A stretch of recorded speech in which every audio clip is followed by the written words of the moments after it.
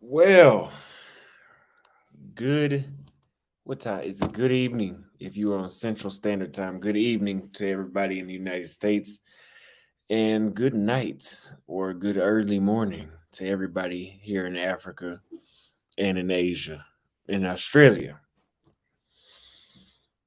I appreciate Derry Perry for becoming a new member, and I appreciate everybody else that has been becoming a member.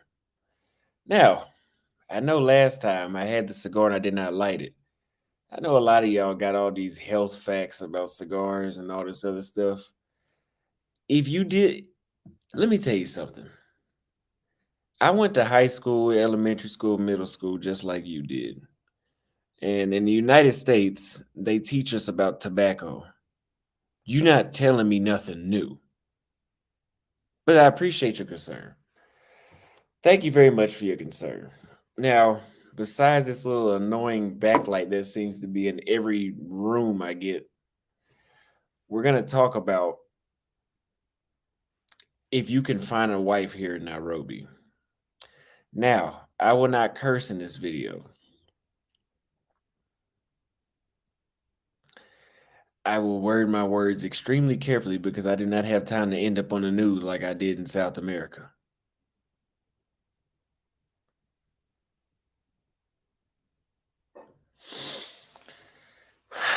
You know what? I forgot to do something. I forgot to set my VPN as a location in the United States because I think that I would have my account would be a little different, but I'm not even going to say that. I'm not even going to say that. So Anonymous is in the building. We got Travel Time of Paul in the building. Amaru Asir. When we get about 100 people in here, we're going to start the conversation today. We're going to start talking about if you could find a wife in Nairobi or not.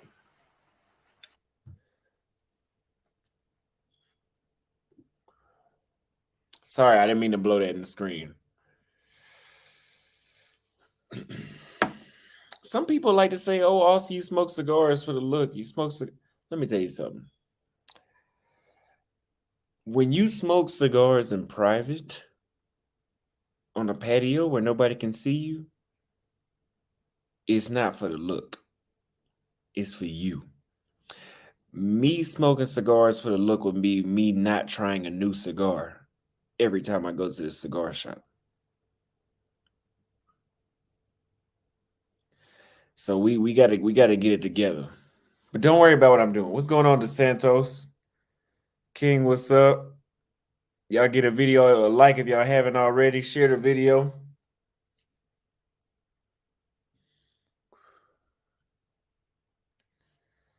This is a Maduro cigar. A little skin with so it's stronger. But let's talk about this. So, number one, the topic is can you find a wife here in Nairobi, Kenya? I'm going to go ahead and put out a disclaimer here. And I want you guys' feedback as I talk about this. Number one, I'm not complaining.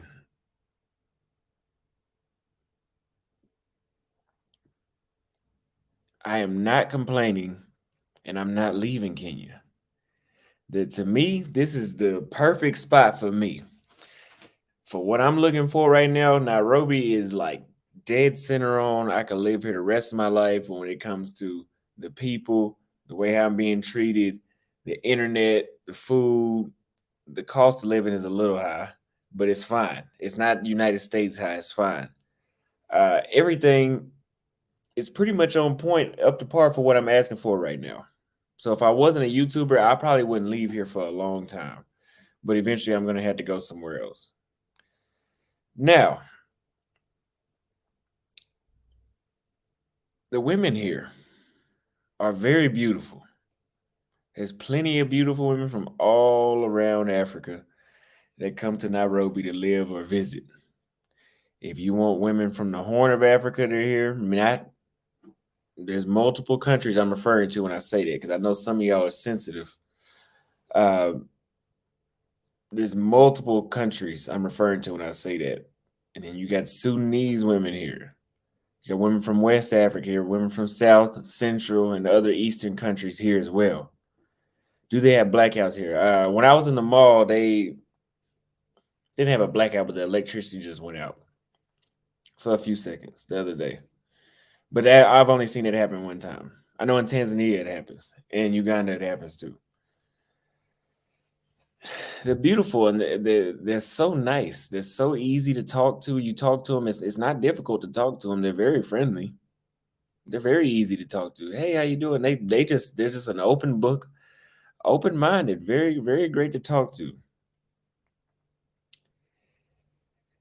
But to be honest with you, Nairobi, Kenya is, from what I can see, more of a place to kick it for dudes that are looking for long-term relationships and wives.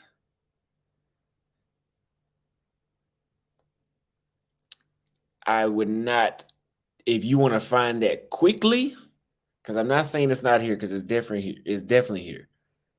It's definitely in the city somewhere. I just don't know where it's at, but it's here. To find that quickly, I would not tell you to come to Nairobi. Not saying that you can't come. Not saying that you can't come here to find one, but to get your quickest result and have the least amount of women you got to go through and meet, I don't think this is a place. I think this is tailored to someone around my age range or someone who's not looking to settle down so fast.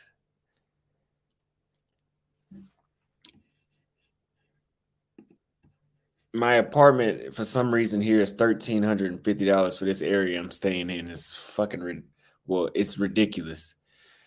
I could, pay $700-800 a month, but I had to move way, like 20 minutes away from where everything is at. Which I guess after Ubers, it kind of balances out, right?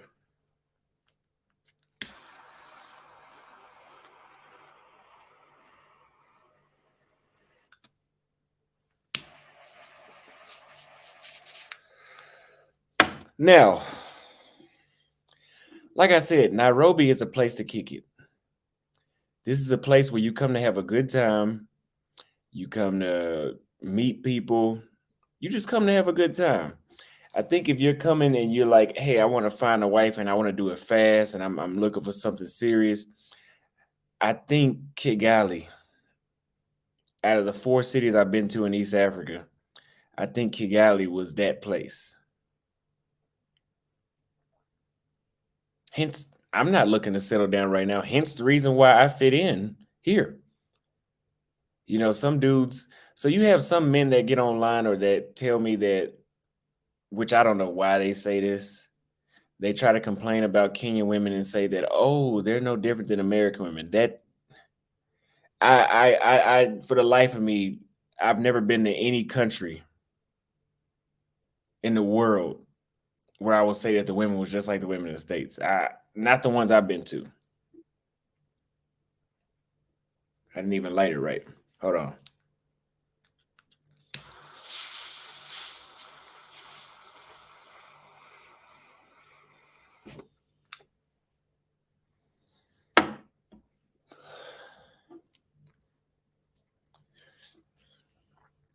Now, in this order, the quickest way to find a wife in the 4 countries that I've been to, the 4 countries, I got to say it clearly, is Kigali, Rwanda. In between Tanzania and Uganda, I'm going to have to go with Tanzania, Uganda, then Tanzania, and then Nairobi. On how easy and how soon you will find it. There are professional women here in Nairobi, but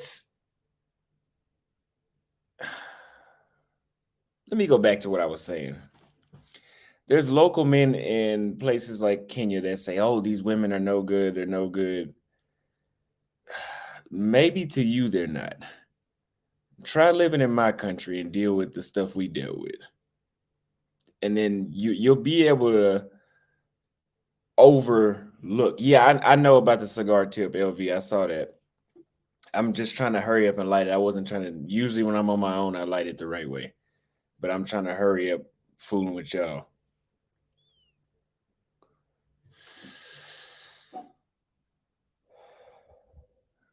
Otis Harris says, "Did getting pushed out of Brazil make you more open-minded when it came to Africa? A lot of men go no further than South America because of women. Getting pushed out of Brazil and having the whole witch hunt that I went on, what it was God telling me to go with my original plan that I got on YouTube and said, which was to move around the world and show you guys the world and not just Brazil. But I loved Brazil so much I got caught up there. So to answer your question, yes, it did make me more open-minded.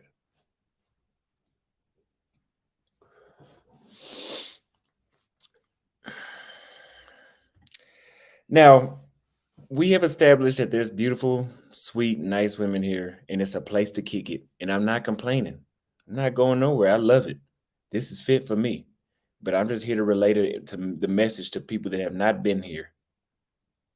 And please quit nitpicking the African women about everything. You're coming from a country where the women nitpick you if your shoelace is tied on is not if the bow on your shoelace ain't tied the right way. And then a chick has a small little sentence, like 3 words on her upper chest, and you call her a whore. Which I'm not saying I don't know what she is, but you're becoming as delusional as the women you're trying to get away from. Because now all the standards that y'all have, by the time y'all minimize those standards, you might as well go home and jack off because you ain't gonna find nothing.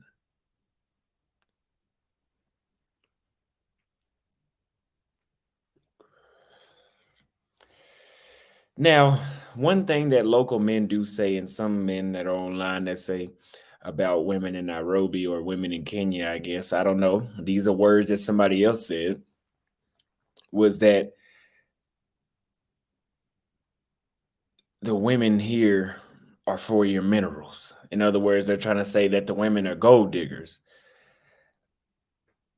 There is, okay, now I will say this, there is a noticeable number of that. But from what I've seen, I think there's just women that just want to have a good time. And then maybe there are some women that are here that do want to use you for your money the same way how they do in America, the same way how they do in y'all coming from Thailand. Y'all need to be the last people talking about gold diggers. If you are a pro Thailand fan, do not come to any of my videos talking about African women or gold diggers. That's the land of gold diggers. Asia, Southeast Asia. Their culture is to that's why they like older men over there. Because of the money. Let's just call it what it is. So all this, oh, they're gold diggers. A lot of y'all, y'all got a problem with black women. But yes, I will agree. I've had plenty of women since I've been here. Only in Kenya this has happened for some reason. Only in Kenya have I had somebody tell me, you know, on a date, I want my kids to have a US passport. And I'm like, why would you say that? I mean, if you have kids with an American, they do get citizenship, but you can't give me your whole hand just up front. You got to play it off a little bit. Or I've had them be like, "Oh, I knew you were American. I knew you were American." Like it was just like jackpot. I'm like, wow.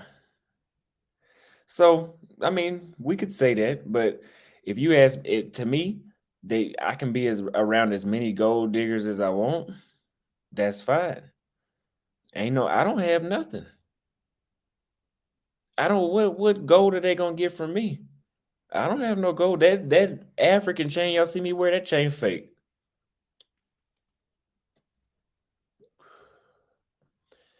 I don't have no gold. I don't have any money. So them being a gold digger, that's fine with me. And I see you in the comments, Osazua. I've been seeing you for a while, I think. And you said that Kenyan women are westernized. I said that they're modernized. They're not westernized. There's a difference. So modernized is when you got access to the internet, the water's running, and this looks like a modern day society. Westernized is that and that slight bit of Americanization or westernization, similar to what somebody would act like in the West. And I'm sorry, I see Kenyan chicks put in their like TikTok names and stuff where they say that they're a boss babe. I mean they let's be honest. I think that they got that from somewhere else, but they don't know what really comes with that. I think that's just something that's being repeated.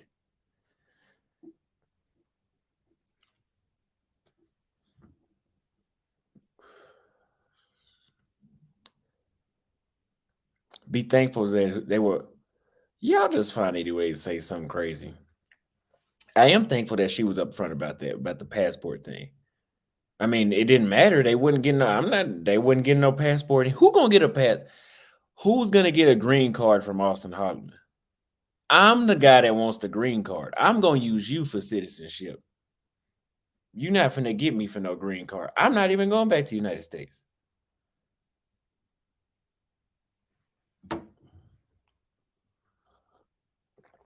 Shit, I want a green card. Now, another thing is, for all you nitpickers that nitpick at African women, uh, a lot of the sexual behavior here is what a lot of y'all would not consider wife material. I'm not speaking for me. I'm speaking for what I know y'all for based off reading y'all's comments. I know what y'all are saying. And the stuff that I see all the time in the behavior, I enjoy it.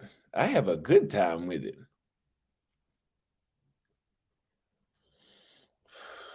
But y'all, yeah, I'm gonna get citizenship. I'm the person that wants citizenship. And let's be honest too. Most of these passport bros, y'all ain't looking for no wives anyway. Cause y'all gotta remember, Austin Holloman done met y'all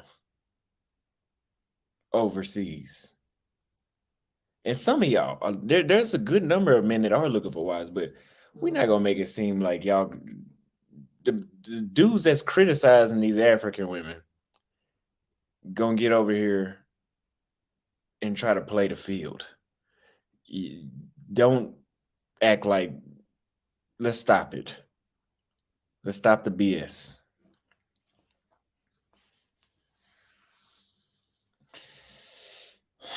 A lot of these dudes are tricks. I respect them more if they were honest about it. And yeah, and that's fine. I don't care if you trick.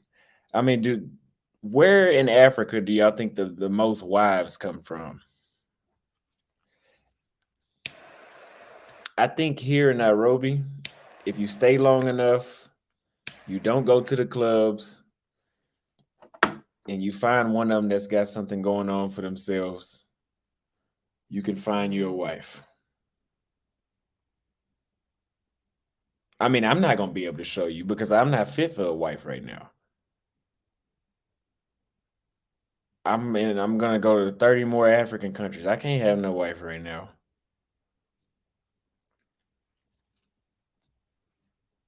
And I want y'all to stop saying this. Every time I get a new woman on the show, stop telling me to settle down with her. See, that's y'all's problem. Just because they're more feminine, because they are. Just because they're more feminine and they're nice does not mean you jump on the first thing moving. Because there are some people that put up a narrative at first or put up a front. You still need to vet them the same way that you would vet them in the United States. But stop nitpicking.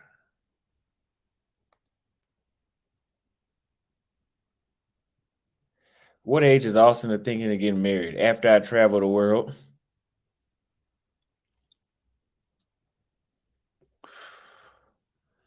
and after I find somebody that's gonna give me 5 kids.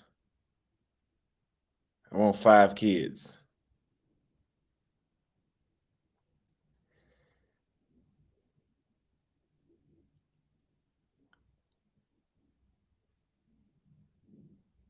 You're just trying to show attractive. Yeah, exactly.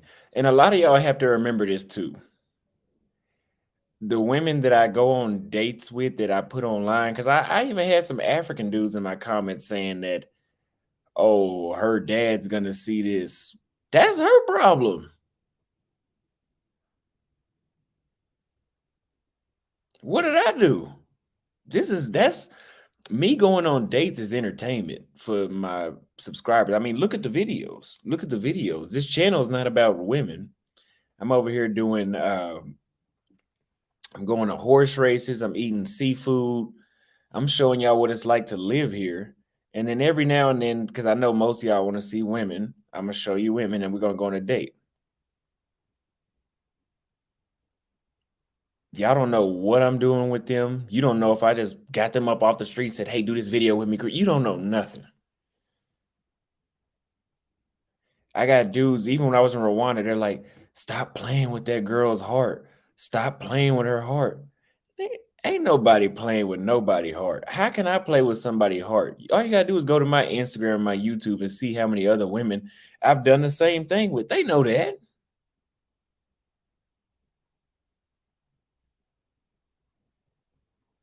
Yes, me and Krista are still cool. I talk to her from time to time.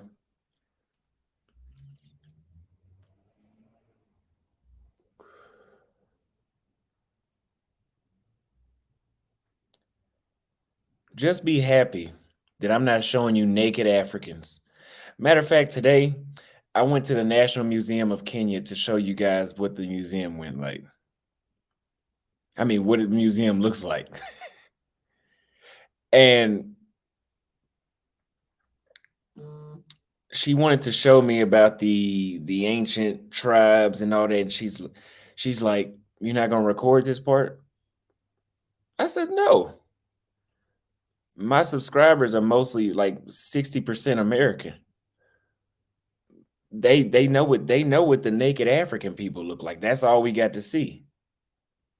No, I'll record the other part. Show me the other history. We already know about this. So again, the point of my channel now is to show you guys modern Africa more than safaris.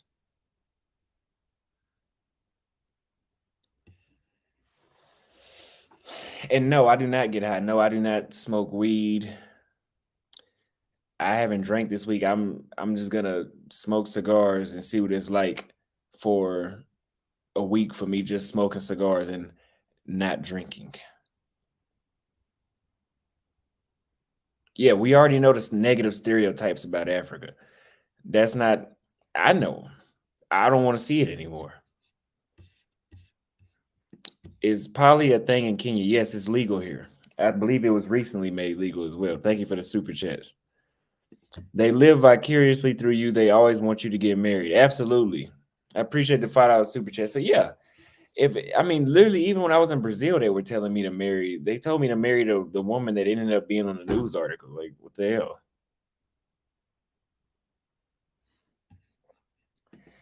But I'm reading through some of my comments. I'm reading through some of my comments on YouTube. And there's jealous men. Jealous about a situation that they don't know what's going on. And I just want you to know it's entertainment.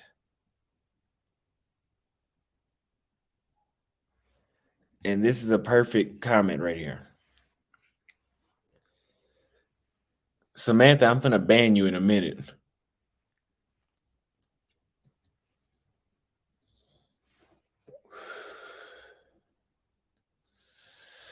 Austin's channel is like a TV show in his first season. If he settles down off the jump, the interest in his story will fall off. Exactly, right? So right now, I'm moving around the world. I'm showing you guys the countries.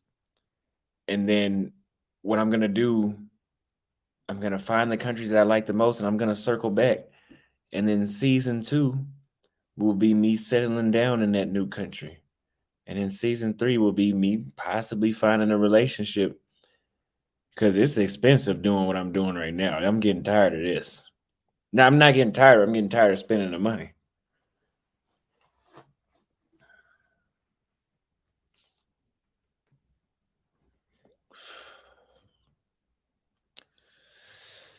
Now,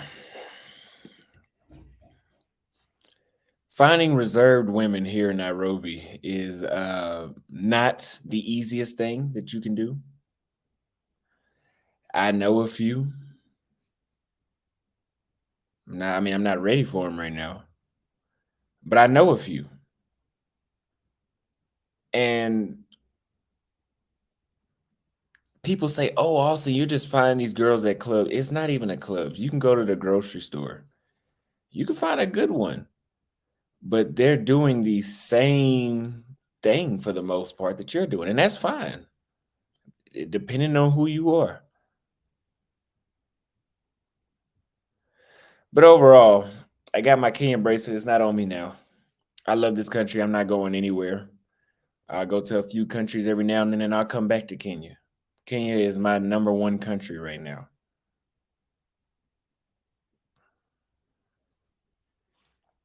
Kenya is my number one country. Can you find a wife in Kenya? Correct. Yes, you can. I've only been here.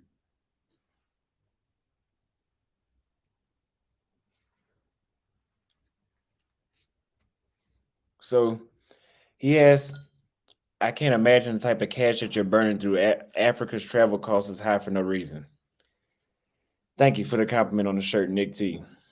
It is. Living, food, transportation, dates, all that stuff is cheap in Africa, but flights and places to stay is not cheap at all. What I'm paying for this space that I'm at now in Westlands cost me more than that damn apartment I had in Dallas.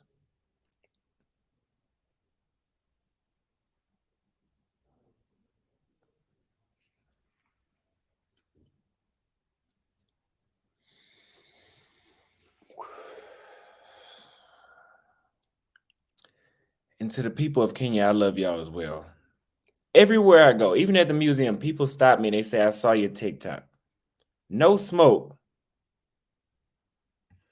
1 hour flight costs you $500. It's crazy. Yes. Yes. So from here, I plan to go to Madagascar. That flight was $600. From there, I want to go to Reunion Island. Literally, it's so close you can probably swim there. That flight is $400 one way. From there to the next island, Mauritius. You can swim there as well if you like. That is another $400. But I want to go to Mozambique after that to fly from, because I've already looked all this up, to fly from Mauritius way out in the Indian Ocean to Mozambique is $350. But Tanzania, the country like an hour flight away, down south to Matupe, or Matapu, I think it is in Mozambique, it's $600.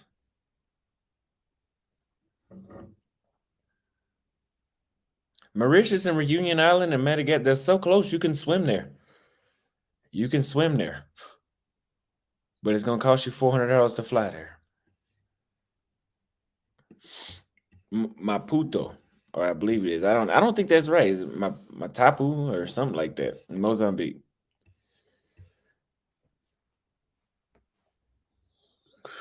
Now I'm gonna give some tips that I gave on my members only page about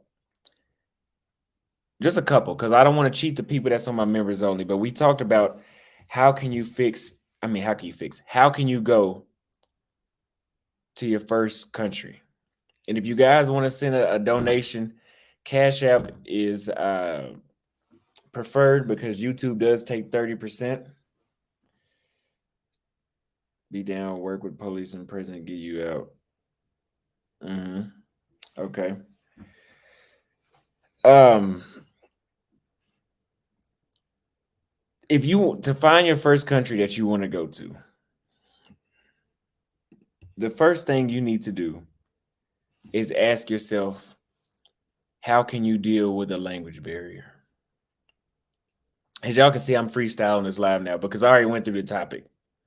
I already went through the topic. The topic of today's video. We can come back to it, but I'm on my own thing right now. How to pick your first country. Can you deal with a language barrier? For me, a language barrier was no problem. It was no problem me having to learn Portuguese. I wanted to learn Portuguese. I didn't want to be around anybody that spoke English. Now I don't mind being around people that speak English. I like being able to just communicate my primary language. But I know a lot of you Americans, y'all don't want to learn another language, which you should. I think it makes you smarter. It's exercise for your brain. But take that into account when you're looking for your first location. Can you deal with a language barrier? Number two, you need to pick a country with the best conversion rate.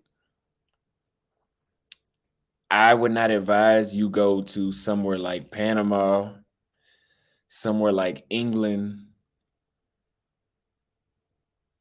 somewhere like France that is going to be similar. And I haven't been to any of those places, but looking at the hotels and just considering the fact to the euro and the pound and the dollar, I don't see it being too much cheaper than being back home. And going over to another country, you want to be able to enjoy yourself the most. And you cannot enjoy yourself to the fullest.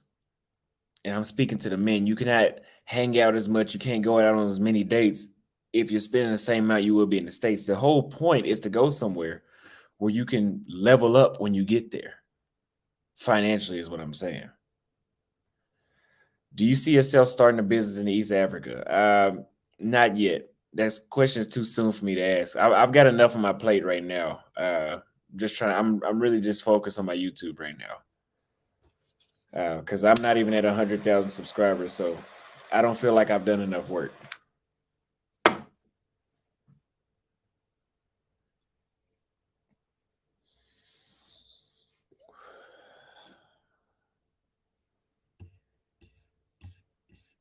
You should start a nightclub in Nairobi. You seem to have a personality for it. I guess. Thank you, though. I guess I could do that. Thank you for the super chat. Kenya versus Brazil, pros and cons. This is a good question. And what about the Indian women in Kenya? Have you approached any? Absolutely not. And it's not that I wouldn't. I'm just saying I haven't.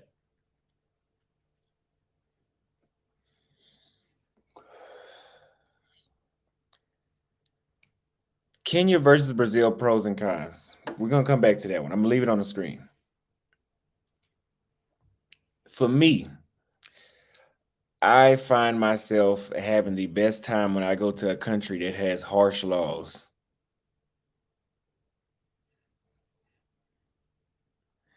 Whenever I go to countries that have harsh laws, I get around or harsh environments, places like Brazil, where there's consequences for dumb actions and there's a level of street justice and the police don't really tolerate too much BS from the citizens. Yes, there's Indians everywhere at this point in the world.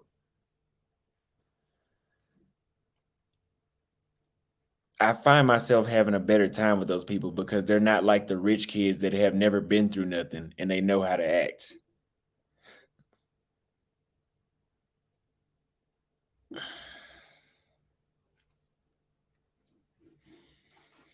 So you don't have to do that, but I would say that you need to stick to countries that have harsher laws like Vietnam, Cambodia, Thailand, Philippines, Brazil, Colombia.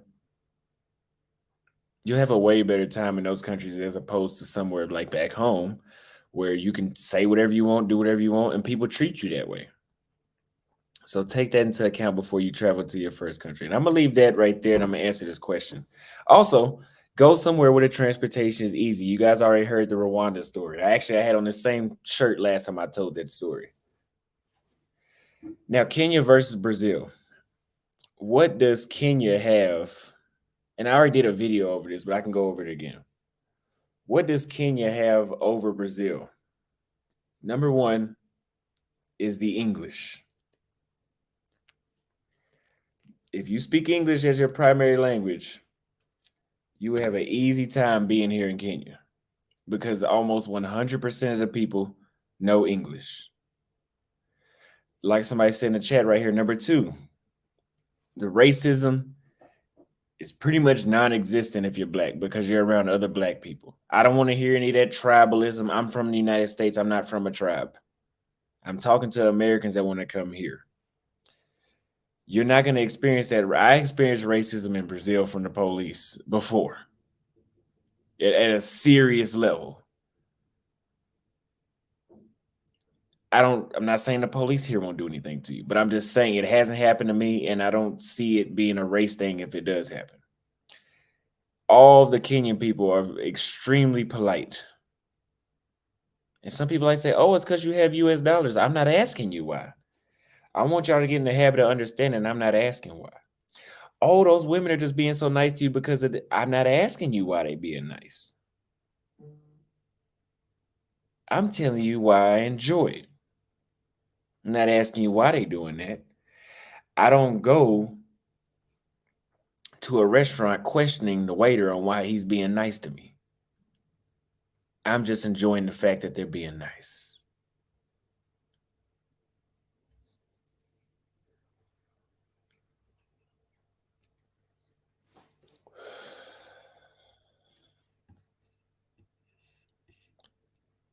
Another thing, the crime. Yes, some people say that there's crime in Nairobi. I haven't seen it. I know that there's crime everywhere in the world, though.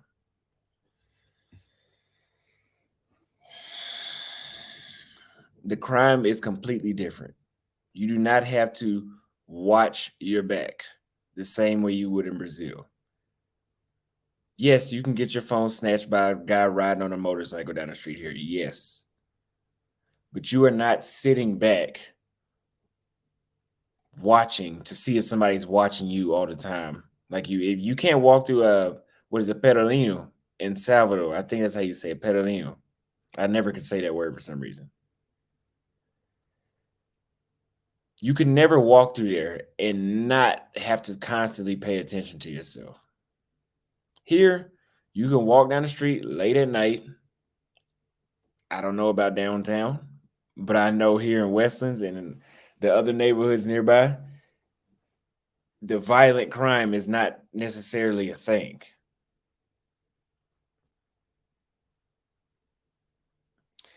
Now, what are the cons that Kenya does not have that Brazil has? Nairobi, let's say, because I've only been in Nairobi. I actually don't know the cons. Besides that, the gym culture is not as big. I like women that are in the gym, but African women are built in such a way where they feel they don't need to go to the gym, which is a fair argument. They don't really need to go to the gym like that.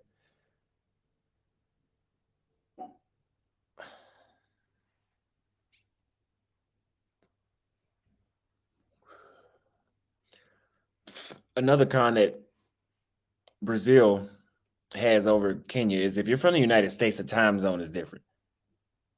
I love being near the same time zone as most of my followers, but it's midnight and 44 minutes past midnight. And my mind is a lot like I really want to pre-record these lives sometimes and just post them later. because my mind is a lot sharper when I go. But I'm here today. We might actually open up put a one in the chat if you want me to open up a call line for like 30 minutes today. But the thing is, won't be none of that bullshit today. You ask me a stupid question, I'm kicking you off the live. Appreciate that super chat. Show homie some love and get them likes up. I appreciate the $5 super chat from you, Suave Prince. So thank you very much. Is CBD and or THC legal where you're currently at? I believe weed is completely illegal here. In most African countries, from my understanding, it is. So we're gonna put a one. We got a few ones in the chat. To say we got 463 people, we don't have a lot of comments coming through.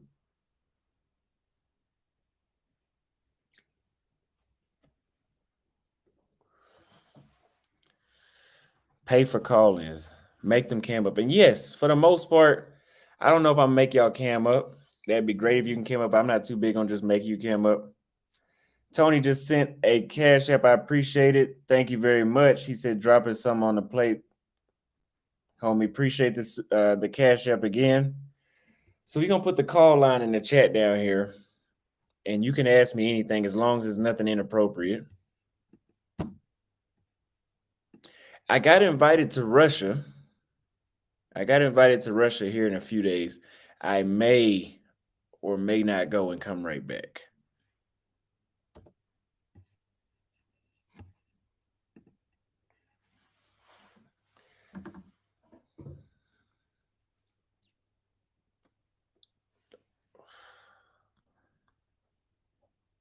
Austin, have you found a young lady you're interested in?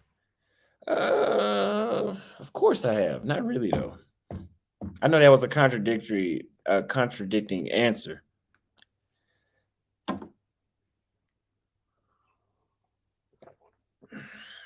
Russia is a dangerous no-go. I don't know if it's that much of a no-go zone if you're coming from Africa though. And I've met a few Russians in Thailand, and they weren't so racist. Do I have a bodyguard? I had a bodyguard. I fired him.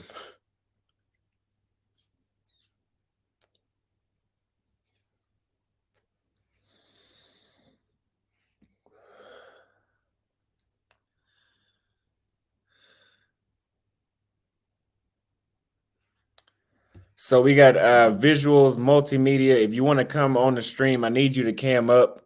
You don't have to be on YouTube, but I need you to cam up so I can see you in the backstage.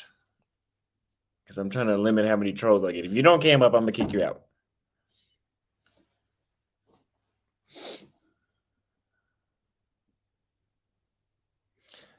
Rain 368 says, "What is my net worth?" That's 100 US dollars.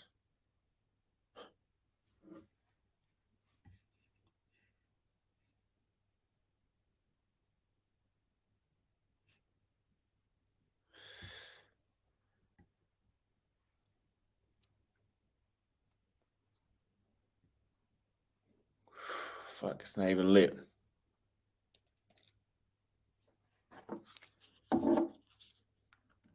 So if you can't, when you join first, in order for you to cam up, the first step is for you to click the link, Timothy, because I don't see you in the back. Click the link. What's funny? Why is everybody laughing? You click the link, and then if you join cam up in the back, I'll add you on YouTube, and you can come in here and you can say what you need to say.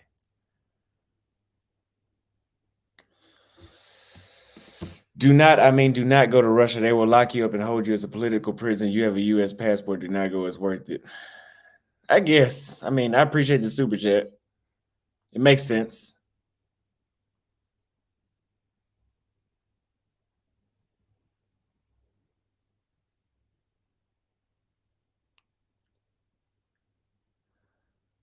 Oh, they were laughing at the net worth response. It is $100.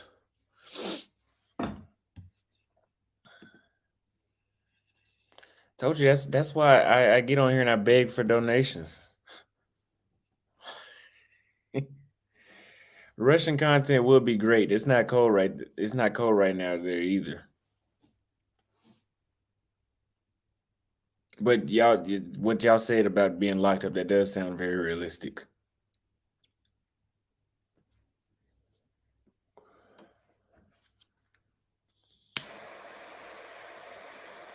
Travel time of Paul, can you call in for me real quick? I know you had a question about Kenya. We got 483 people watching. I'm not even talking about nothing.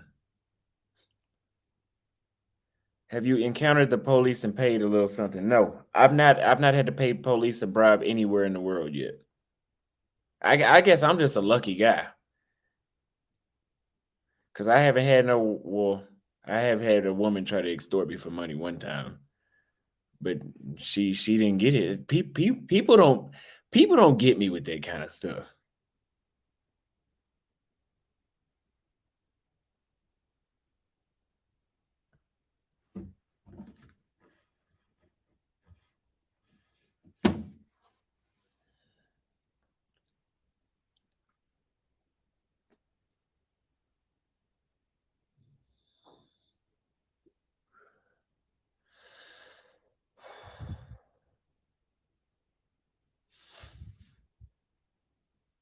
Watch out over there, Trigger.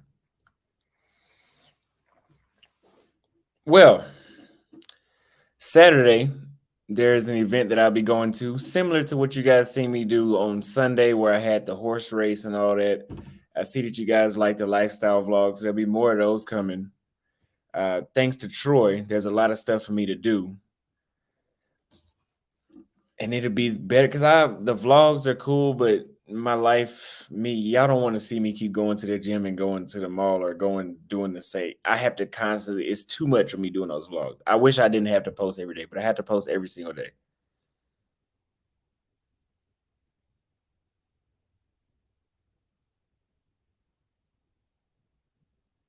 No, I will not want to stay in Europe a while once I go. I really don't believe that.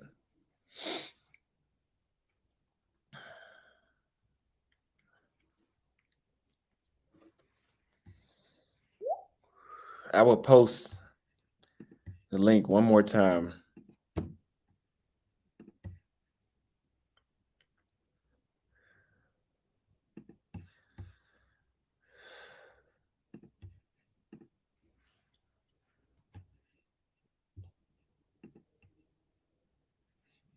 Give me a topic to talk about. I ran through the topic of today too quick, or y'all didn't give me enough feedback or enough pushback.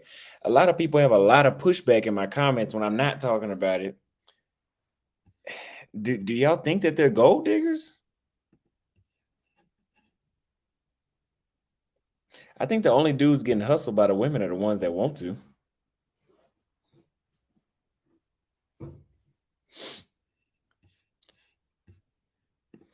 Will you invite your parents to visit Kenya? Also, do you think they would like it? Yes, but I mean they've been invited. They know they can come wherever I'm at, but they don't have the same lifestyle, so they can't just up and leave like I can. They don't work online. Thank you for the super chat from the last two.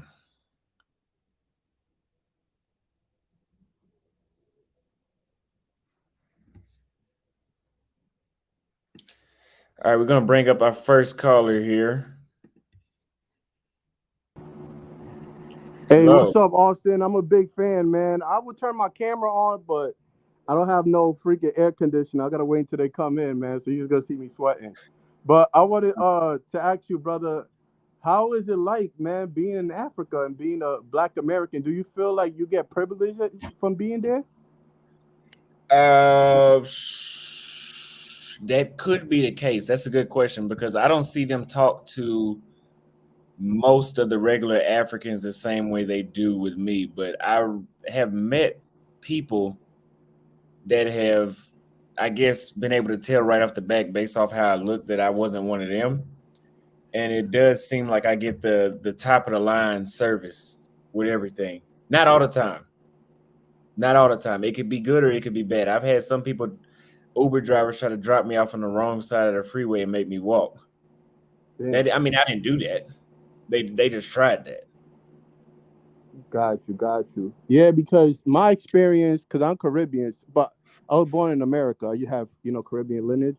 So when I go up there, man, it's like they treat me like a goddamn king in some parts. So I actually like that. And people don't understand the privilege, man, of having passports, bro. It's being American is such a blessing. Even when I go to Toronto, go to Caribbean islands. I've been to Nigeria. Well, I just can't do the flight, brother. That flight's too long for me, man. That flight is way too long. But So what's your next spot? Your next destination? you said you've been where again? Nigeria, Lagos, Nigeria. Uh, and you said they treat you like, so is it as dangerous as they say out there? Lagos, Nigeria. I would say for me, when I went up there, I went with my mom ex-husband. So I was kind of, but yeah, bro, they were trying to. Even when I went to the airport, they was asking me. They were like, "Oh, can I have the change that you have in there?" They was asking. It's just a poor. We went to a poor area because mind you, I didn't go as a tourist. So we went to, yeah. It was hard for me to adjust. You know what I mean? But I didn't give it too much time. I was only there for a week or so. So. Yeah, so I got to go again to see, you know what I mean, or travel by myself. I was with family, so I really didn't get to do adult things, if you know what I mean. So So are yeah, the women there gold diggers because you have an American accent? no, I don't think. No, I don't think. No, I don't think that. I talk like I said. I talked to David, my mom ex-husband. He tells me they love Americans over there too. So you got to experience for yourself. I wasn't able to do things because I was there with family members. You get what I'm saying? So I didn't go, you know what I mean? As an adult, get to explore it really. Yeah. So I really don't know. I could tell you about the Caribbean islands, but I can't tell you too much about Nigeria. I can tell you about the food too. It's fire. The food is good. In So Nigeria. you said what happened? The food is fire in Nigeria. Yes, the food is super good. Super. Try fufu, bro. Fufu is fire. They also eat jerk chicken too. So What is fufu exactly? fufu, I don't know. It's like soup. I really don't. I gotta ask him. I just eat whatever they give me. To be honest, I just eat whatever they give me. They also make jerk chicken too, but I really don't know. For we have our own variation. Since I'm Dominican, we have our own variation for food. It's called mofongo, and that's like squished plantains and soup. So, but So do you yeah, think I'm ready for West Africa? Somebody says I'm not ready for West Africa. I think, brother. To be honest, I think you are, man.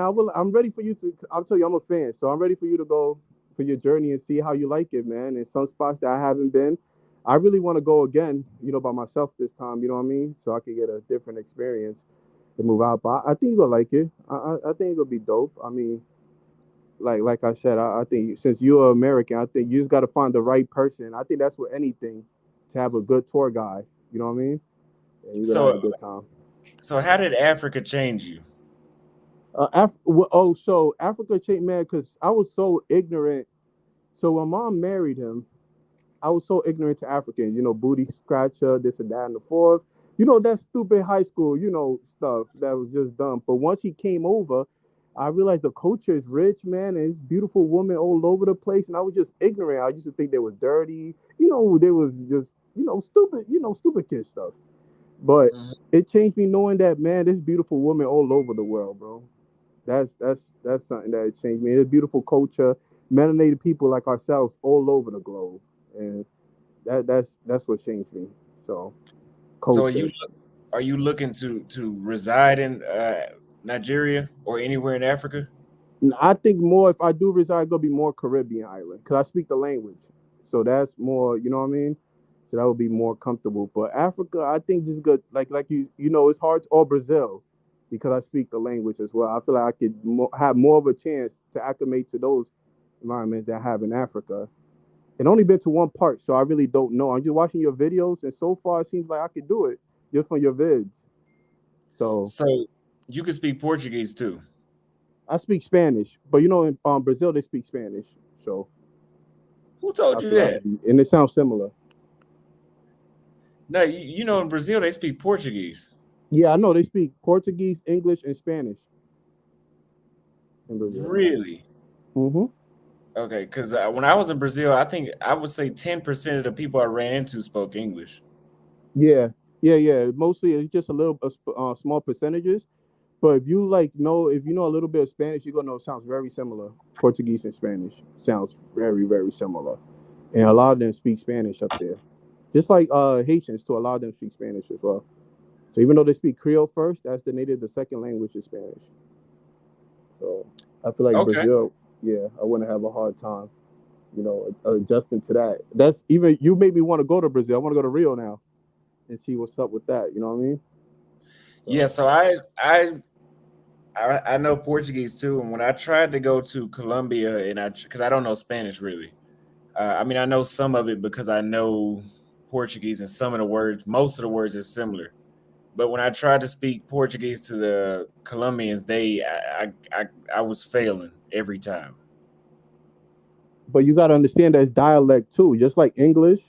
You know how we have Western African, Southern no, so just like America, we have like different accents, like accents, Western accents, Southern accents. Spanish have different accents too, so Yeah. that's why it's hard. It's the proper Spanish and then it's the slang Spanish. So you could be talking to a Colombian woman with a slang Spanish, or so it's gonna be hard to understand. So that's the Okay. way it is too. So yeah, it's very similar when it goes to that aspect. And I Okay. hope that's making sense. Yeah. No, I understand completely. I understand. Well, Yeah. I appreciate you calling in, man. I'm gonna get to the next caller. Thank you for watching All as right, no well. problem. All right. All right. Hello. Oh, you went blank, Susan. Oh shit!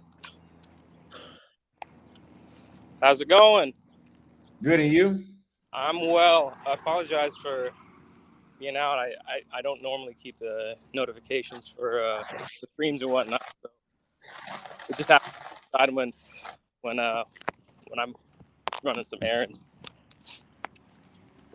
But to No answer problem. but to answer your question, so I live. I rotate my time between Nairobi and in the States. I spend typically 2 months in the States and then 1 month in Kenya, and that's basically how I do it. Um, Nairobi women, I would.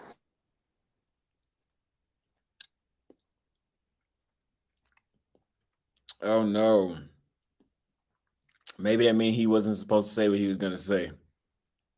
He lost connection as soon as he was about to get to the point. He lost connection. If you want to call back, the call link is at the top right there. You can call back. He said he died. Do y'all think that Africa is? Oh, here you go. Here he goes. So you said Nairobi women what? Nairobi women are, in general, I would not recommend. You have girls at the various colleges, KSU, and a lot of it depends on how you meet them. If you don't mind, how have you been meeting them? Have you like using Tinder or whatever, or? So of course, I hang out at clubs. I met them there. I meet them walking down the street at the mall. Well, not so much walking down the street, but what I'm saying is out in public at the mall. But a lot of them have been hitting me up on social media. That's how I've been meeting them the second go around being here. How do Okay. you meet them?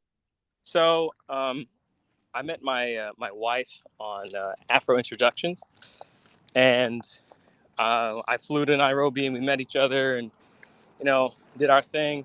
Um, but I noticed that when I was like trying to just look for wives, that Nairobi girls it's not it seems more of a recreational thing, not really what I was looking for in someone who's more traditionally African.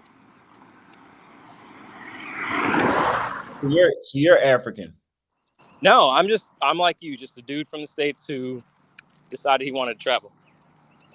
Okay, so what are three places you would recommend in Nairobi, or how would you recommend somebody meet a wife here in Kenya? Um, so I think the first thing that I would do is make friends with people of the various tribes and talk to them about their network, like who they know, because that's going to give you the best, in my opinion, the most like wife-like person, because you can find a wife in Nairobi. It's possible, but if she's village, it's much more likely that she's more she's just more of a traditional wife. She's not going to be as cosmopolitan as, you know, a girl from Nairobi, but as far as like wifely qualities, someone from the village or someone who spends a lot of time in the village is overall better. Okay, so are those women going to be just as attractive? Yeah, I mean the looks don't really change all that much. It's just the demeanor. I would say the proportion, like you'll see more in Nairobi simply because there's a higher proportion of, like, there's just more people there. But in the village, you can find someone who's attractive. Like, it all depends on what kind of look you want and like what tribe you're talking to. Like, you know, you'll hear you know, like Kamba women are like really thick. Kikuyu women are a bit more slender. Kalenjin, they're typically like athletic, muscular. Meru, they're usually a bit more petite. And then, like, you know, like Embu or Kikuyu, Swahili women cook really well, but they tend to be rather lazy. That's the I guess the stereotype. Elaborate on lazy. Say again. Elaborate on lazy. So, like, if you want a wife who's gonna do more than just be a housewife, don't marry a Swahili woman. Like, if you want someone who you can like build a business with or is interested in traveling, then you can get someone from any other tribe. But the Swahili women kind of just like, they're not bad. It's just they don't, like, once they're married, that's it. They want to sit where they're at, cook, clean, take care of their husband, and live their life. So what would you like them to do? Like what would you what would your ideal, because you said, because most dudes just want them to cook, clean, and stay at home. So what else would you say you want them to do?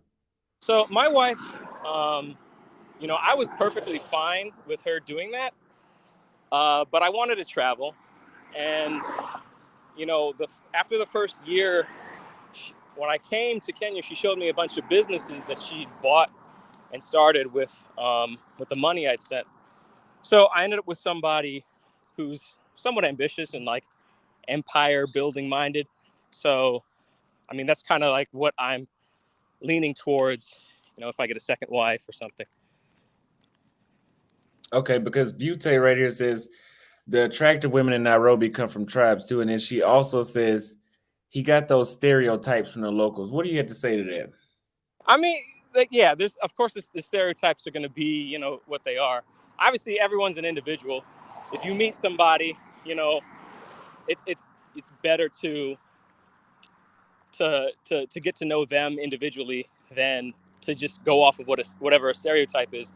But, you know, the stereotypes, you know, there's always a bit of truth to a stereotype. So, you know, when I came, I wasn't really paying attention to the tribe. I didn't care. My wife is Meru in particular, and they're known for having tempers. She's never yelled. She's never had any type of anything. So for me, the stereotype didn't pan out.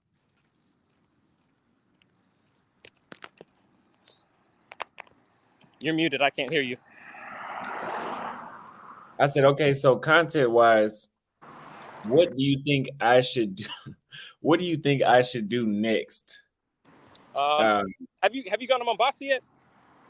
no, but I'm saying now that we talked about this though, content wise, what do you think where and what do you think I should do to show the audience that may be coming here to look for a wife? Where do you think I should go? Oh, wife. Oh, geez. Any like Eldoret. Eldoret's not bad. It's a little bit bigger.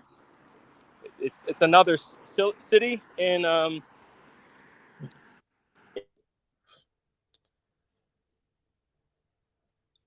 it's another city.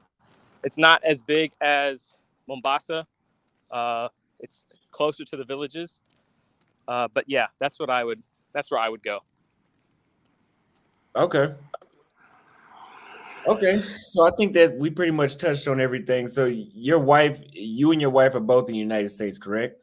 Nope, she's in Kenya handling our businesses. Okay. So That's how is it I go having a back. long how is it having a long distance relationship with a Kenyan woman? It's fine. She hasn't had a lot of complaints. She was perfectly comfortable with it. Um, so yeah, I mean, like obviously I miss her, and we're working on getting her a visitor visa so she can come out every couple of months. But the wait time for visitor visas from Kenya is like a year right now, so it's just taking a while. So how long have you been doing that? Just going back and forth to Kenya. Yeah, well, been in a long distance relationship with her. Like 2 years. 2 years. Okay.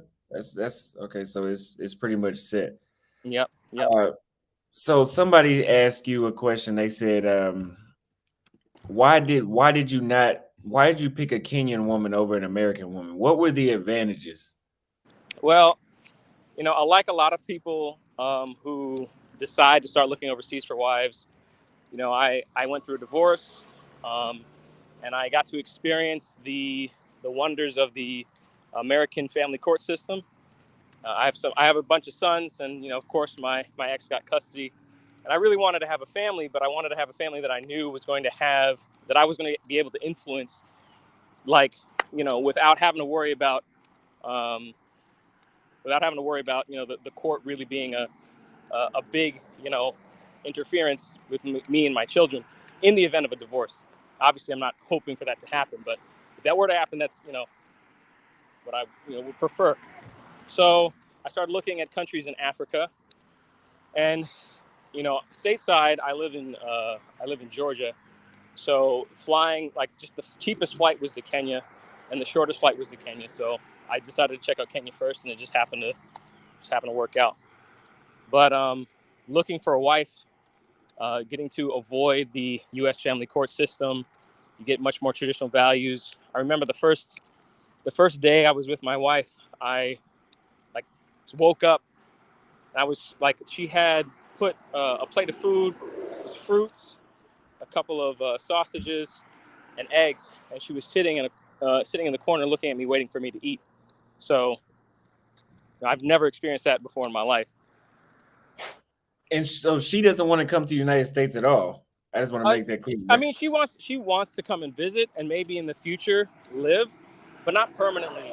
With a lot of just life is so much cheaper in Kenya, and she has her support system here, there, her tribe, her family, and we have assets there, so it's just easier for her to manage everything over there. My money goes a lot further. Yeah, and I would agree. I think if the women are smart, it would be best for the American to move to their country and Yeah, upgrade their sure. life there. And it's smarter for you as well. Yeah, definitely. The only reason I maintain my time in the States is because of my sons from my marriage. So I want to spend time with them too. So it's just a compromise until I can find a better solution. When do you expect to move? Oh, probably once I retire. So it's gonna be a while. But you know, the 2 months on or 2 months off, 1 month on works. Sometimes if I miss them, a lot more, I take a couple of extra weeks in a following month. Just all depends. Okay. Okay. So that was a good we dived into that pretty good. We got the audience a little more engaged with your story here. Do you have anything else you want to add to it? Um, so have you investigated polygamy at all in Kenya? I'm still trying to get used to it. Okay, What that's would that's. you are you interested in doing that? Well, I've already done it. That's why I was, you know.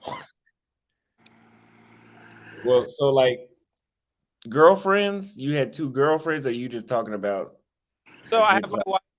wife, and she, she let me look for a wife on my own, And I ended up running into a lot of the hustler, gold digger types in Nairobi because I spent most of my time with my family. I wasn't going to go out into random villages and meet people.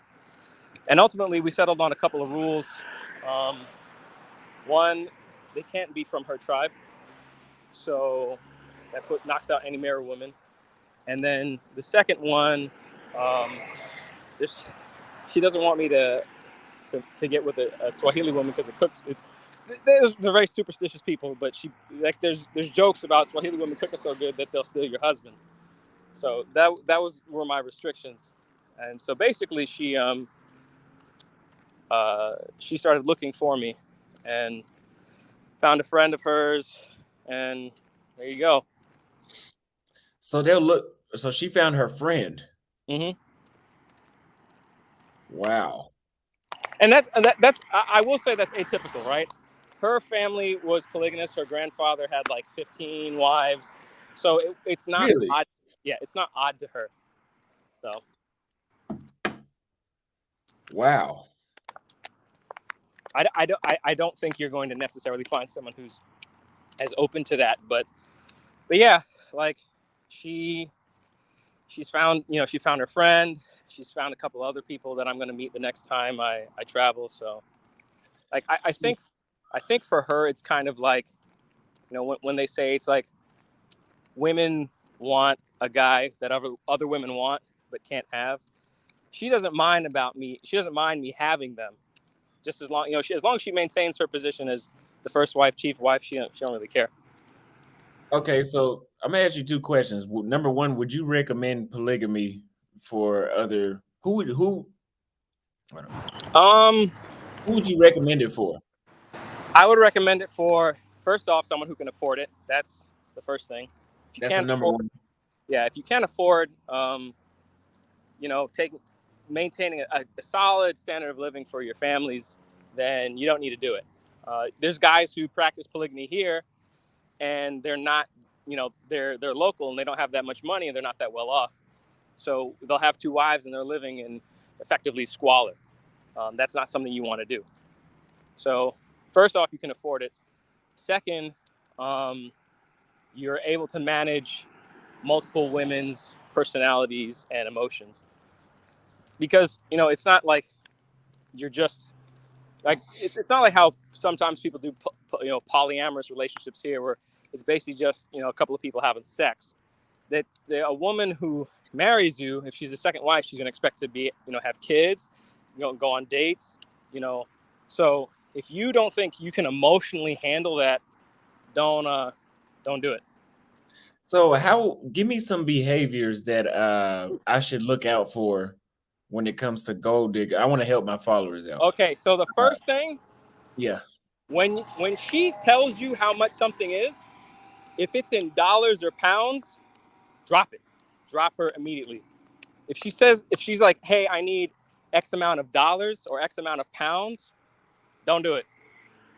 Because that means she's spent enough time to know the dollars and cents or the pounds and pence, and she transacts in that already, which means she probably has a sponsor, which is effectively like a sugar daddy overseas. Correct. Correct. Okay, what's another habit that you would say that you see them do? Um, for me, I'm dubious of tattoos. Like in Western style tattoos, not like henna tattoos or tribal scarification, but Western style tattoos. Uh, there's not really a tattoo culture like that in Kenya, and women who tattoo themselves tend to want to be very Westernized, you know. Um, so they've probably been out to a lot of the clubs like Milan or I can't remember. It's like XX something or other. So like they go out to crazy places. They sleep with a lot of guys. So that's the second one for me. That's me personally. I don't want to like peg everyone, but almost every woman that I've met who's been a questionable moral character has had a tattoo or mentioned that they want to get them. Okay. So how would you say that someone could recommend? How do you start the conversation, or how would you recommend somebody start the conversation with their girlfriend about including another woman for a polygamous relationship? So the issue with when I approached my wife, I told her from jump that I wanted to be polygamous. Right? It wasn't something that I brought up or she brought up later on. When I've talked to Kenyan women, they don't mind polygamy, but you have to bring it. You have to come into the relationship wanting to be polygamous, right? If you say no, babe, I want to be monogamous and all that stuff, a woman who might accept polygamy isn't going to accept you cheating because now you're going back on your word. So it's easier if you enter um, the relationship saying, "Hey, I want to be polygamous," right off the bat. The second, Oh, like you're already in a relationship though, like, and you just don't understand how polygamy works. You said you wanted to try it, then you know that's a better way. Just saying, "Hey, I want polygamy," and as a Westerner, you're probably not accustomed to it in the way that it's done in Africa. Um, someone might look at you kind of side eye. okay, so you're getting a little bit of pushback in the comments right here. Butte says, "I do not recommend polygamy at all. Ask us who are in polygamous families. It's not joyful at all." I mean, everything depends on it all depends on the people involved, right? So, and if you can't manage your wives, if they're fighting amongst each other, if they're not being good step moms to their co-wife's children, then yeah, it's going to be a bad time. Um, and that's why for me, I let my wife effectively choose her co-wives, people she already has a solid relationship with and doesn't have to worry about competing with. So I mean, So how does it, sorry to cut you off, but how does it affect the kids, you think? um so I don't have a kid with my potential second wife yet, but for the children I do have, I'm gonna take a little stop because it's raining. For the kids I do have over there, it's just we just explain, she's one of mommy and daddy's friends, and that's it. Like it's not really, Really? yeah, because like I said, my wife grew up in a polygamous household. Didn't really bother her. She was fine with it. She understands, as a guy wanting, more kids, bigger family, variety in your partners, et cetera, et cetera. So Okay. Okay. So we got another some more pushback right here. Someone says, I think it's Beryl Tania. Most of our grandfathers were polygamous, but I don't think most women want that now. I would definitely agree with that. Most women are not going to be open to polygamy. Definitely. Um, you'll notice that like the marriage age is getting. It's the normal progression of countries as they industrialize, right? It's marriage age goes up, the education level of women goes up, the acceptance of polygamy goes down, or just of behavior like that goes down. Um, so yeah, most women I would definitely think are not interested in it. That's why like you need to be upfront from the beginning instead of kind of like laying it on somebody after the fact. And most of the time, well, because most women aren't interested in it, guys just end up cheating. They just cheat. They go out and sleep with another woman or whatever because they know that their wife isn't interested in polygamy. Okay, let me read this super chat really quick from Big Ben. Appreciate the $10 super chat. He says Portuguese is more complex than Spanish, which it is, yes. People who speak Portuguese as their first language understand Spanish, yes, they do. People who speak Spanish as their first language don't, and that is exactly on point. That's why in Brazil they can understand Spanish, but in Colombia they couldn't understand it for the most part. From what I experienced. Okay, so that's interesting. I've always found polygamy a interesting topic. I don't know if I can. I don't know. Maybe it's because I'm not ready to be serious right now, but I don't know if I could deal with 3 or 4 women as 3 or 4 main chicks, as and not just side chicks. I guess 3 or 4 main chicks. So somebody says that. Let me see. I saw a comment. right here. I think somebody called. He's not polygamous. He's a liar. What kind of non-Muslim practice polygamy and they don't hide polygamy because it's part of their custom? I can't, Yeah. like, I mean, like, I don't know, like, I'm not lying. And the next, like, if that person wants to give me their WhatsApp, and I can have them WhatsApp my wife, and have them, WhatsApp my other wife, just so that they can confirm. I mean, perfect example.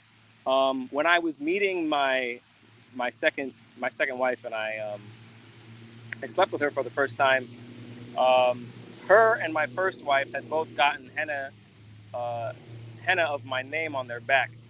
So, like, I mean, I have a picture of that, and like we go out to dinner together. Like, I don't know how else to defend it. It's not a like, it's real. Like, I actually, went to her house and we did our thing. And, I don't know how else to explain it to somebody. Okay. Okay. Wait. This is a really good one. Not this one on the screen. I'm gonna come back to this, but somebody says we're gonna do this one first. So, how does polygamy work? Because we already talked about your first wife, but how does it work having two wives and you're not there? So, the second wife is fairly new. Um, but I go through the same thing. Have a house for her, pay the bills. That's it. Like, the plan is ultimately to rotate people every couple of months once the visitor visas go through. But yeah, that's how it works. There, and like my wife and, well, both of my wives are friends, so it's not like they're I'm out of the loop, and like, she doesn't know what, one doesn't know what the other's doing. Wow. Okay. So we have another one right here. It says, in my tribe, a man could marry many wives, but wives could have boyfriends. True polygamy. Marriage was about giving people safe communities, not about sex. Would you be what do you think about them if they have a guy on the side? Obviously, that's, unacceptable. I'm not a deus. I'm not a guy who would accept that type of, I'm not like Adam 22, you know, that my wife's cheeks get busted and recording it. So no, that's a no go. And I'm very specific about referring to it as polygamy, not just polygamy, where it's just me with the multiple partners. It's not, and again, it's not about sex. I have a very small family, and I just want a large family, and I thought that it would be um, a big burden to just put a lot of children on one person. So like I have a stepdaughter with my first wife, and I have a daughter with her, and then she's pregnant again with a boy. So like like in 2 years I've already had basically two children with her. So like to just keep doing that, it's gonna really interfere with her ability to run a business or to like do things other than be pregnant, cook, clean, be a mom. You have to be flexible with what people want to do. So spreading my kids across a couple of wives is easier, and I think, in my opinion, it's more ethical than putting it all on one person.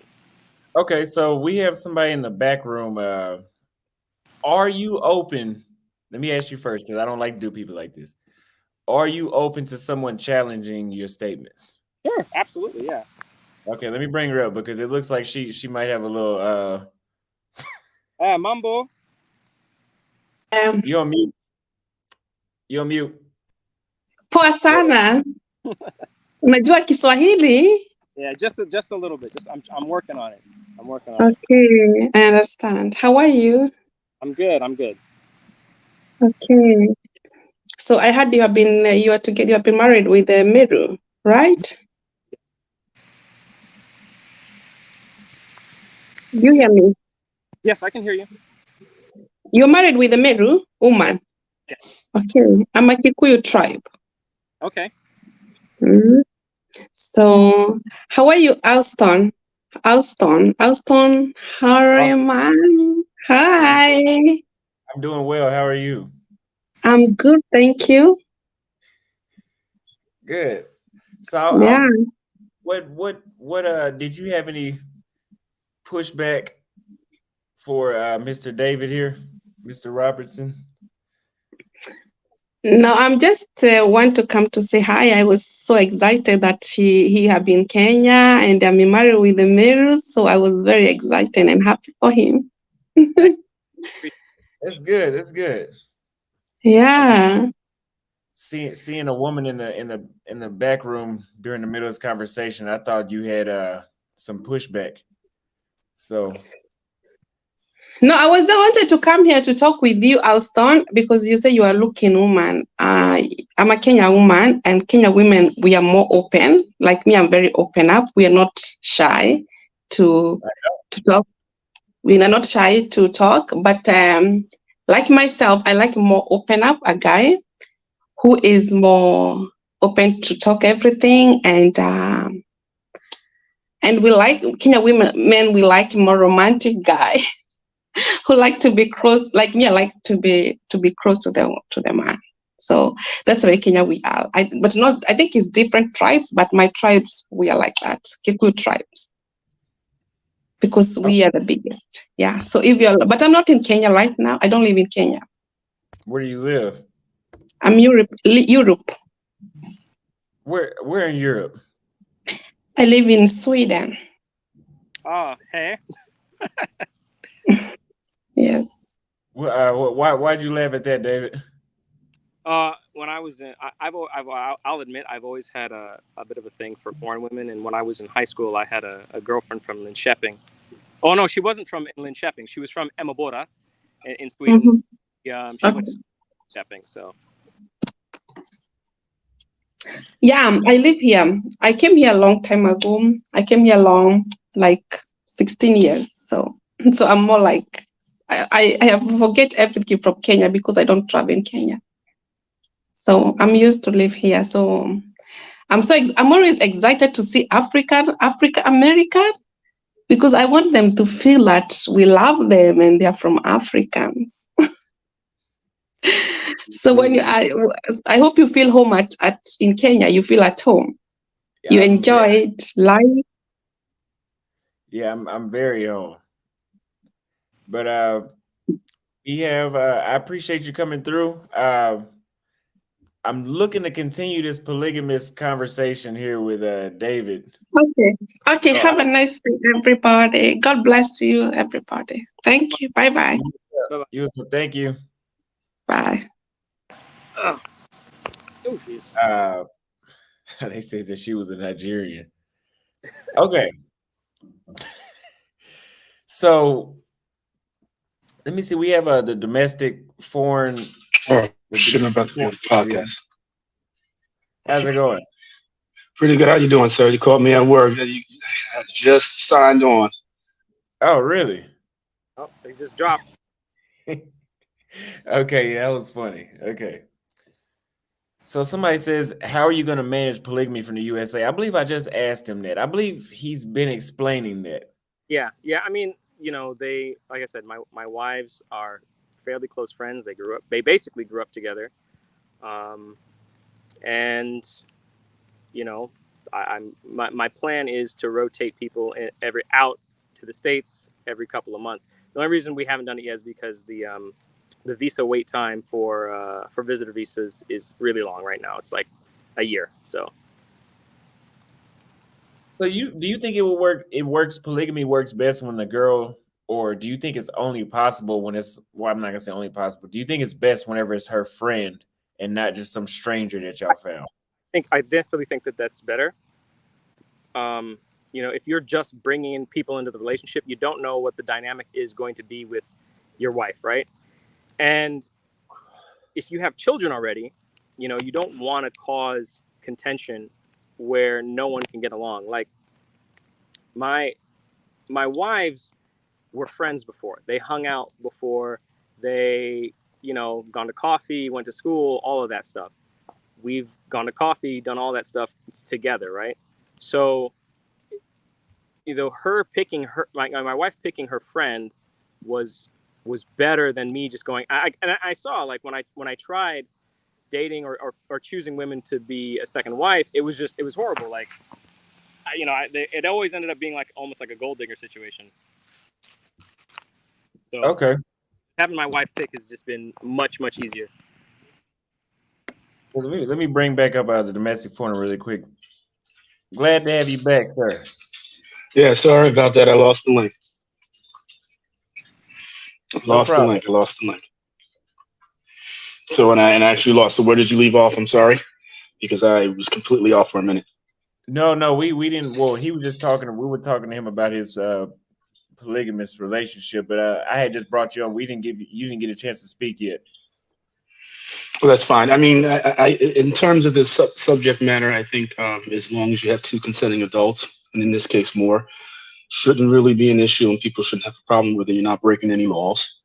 I personally wouldn't do that because for financial reasons, and for the fact that I would think it would be more stressful to have more than one partner at one time in the same household.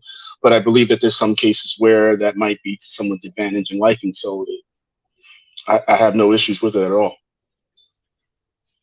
So you've done it. No, hell no. hell no. But I know someone who does do it. I'm not going to reveal their name. They don't necessarily have an issue with it, but for me personally, that would be way too much. Way too much. But again, two consenting adults without an issue should not be a problem.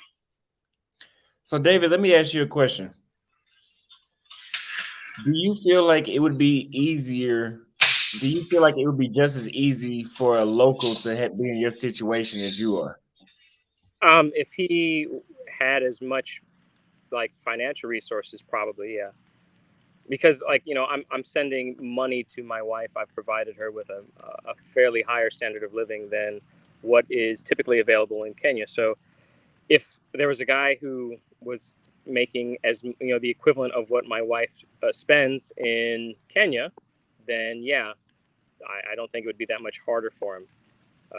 If he, and like I told you before, like people will try it, generally Muslims, and they won't have a whole lot of money, and it'll be women living in in poverty, and that's not what I want. So if a guy has more money, just being honest, right? Because the financial part comes first, in my opinion.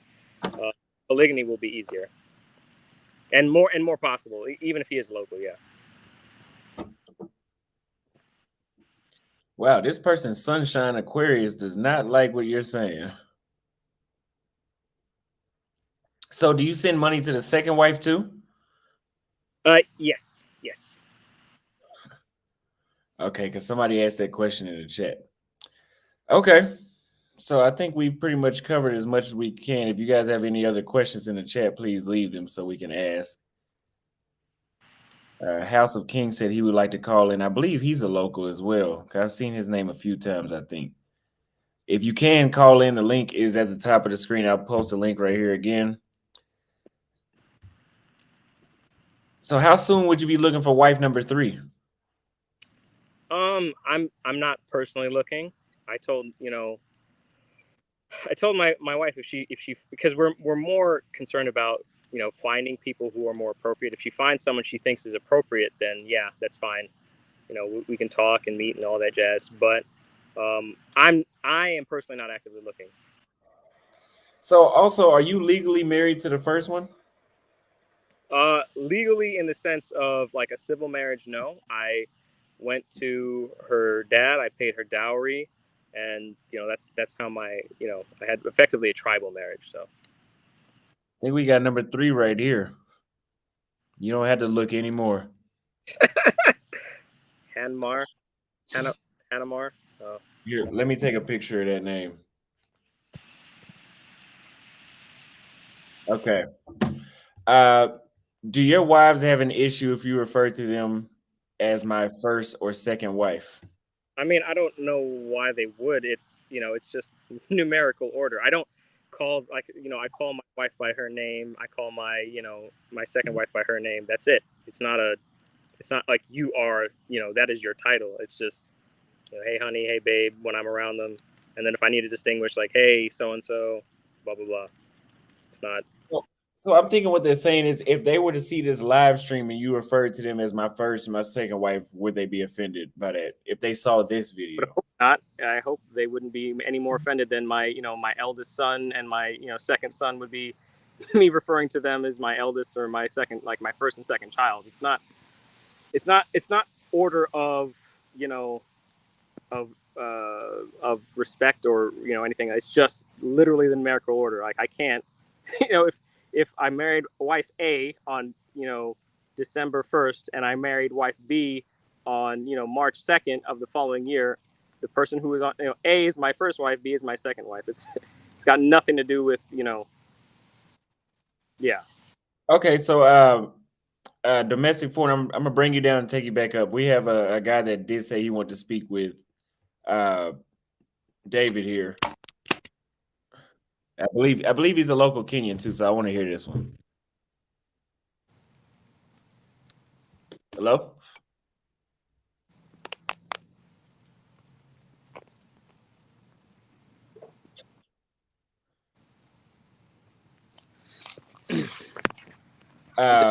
House of Kings, I think he froze. You got that? I was bragging about Kenya's internet, but I don't know about his. Yeah, they're I don't know if you've seen the news, but there's a lot of protests and stuff going on, so stuff has been choppy in the last couple of weeks. Yeah, it has been. It has been because it wasn't as good as it was the first time I was here. Yeah. I didn't even think of that though. I didn't even think of that. Okay. We had a super chat right here. Stuart Gully, interesting conversation. Yeah, I'm gonna keep it going too because it's interesting for me too. And I see that the chat is having a field day with this conversation. So let's keep it going. I appreciate that super chat. Thank you very much. Make sure you guys sign up to be a member. We should put some conversations like this in detail on members only, and we'll split the reward that we get out of that. Good. Yeah, that'd be great. That'd be great because it seems like they like this one. Yeah, no, whenever I've gotten asked about it, in my private life, yeah, people get interested, but it's good, I think, to because you have an audience and share another, I guess you could say, benefit of living in Kenya, if that's your prerogative. Correct. Because I want to show what are the possibilities and what is it like for Americans to actually live here. Jimmy Chu wants to get on here and talk to you. What's up, Jimmy? Yo, how you doing? I'm good. Look I'm like Kenyan. much as me. I'm here in Brooklyn. I'm not in Kenya right now. Oh, nice. Yes, sir. I just want to add a convo. There we go. As far as polygamy here in the U.S., the main reason it was banned. Dang, did he drop off? Yeah, he'll come back though, but you can continue. Yeah, I was saying in the U.S. it's pretty much banned because of tax reasons, right? Mm-hmm. And personally, as a Kikuyu man, I do want multiple wives, right? Am I gonna find them in the U.S.? No. The wives here are not. Yeah. They're not like that. But at the same time, I disagree with how the West tries to push the LGBTQ agenda on Africa, yet they won't allow us to have multiple wives in the U.S. And I feel like that's ridiculous. So let me ask you this too, since you're you were born here in Kenya, right? I was born there, and then I moved to the U.S. when I was 4, and I've been here for like 20 years now. When was the last time you were in Kenya? 2020. I actually took one of my African American friends back.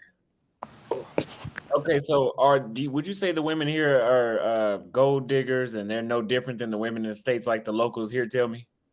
I would say, regardless of where you go around the world, like women are going to look for security, right? They're going to try to make sure you're financially stable, right?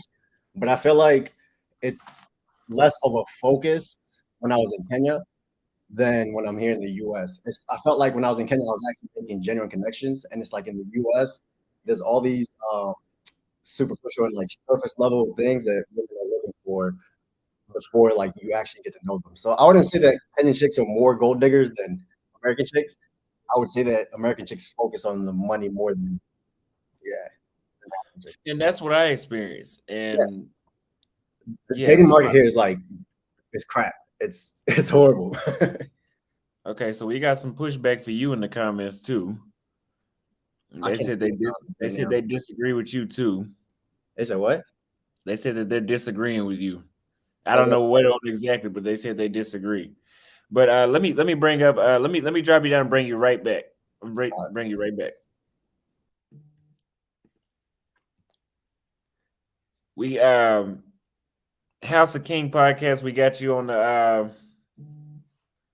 we got you on. We can't hear you though.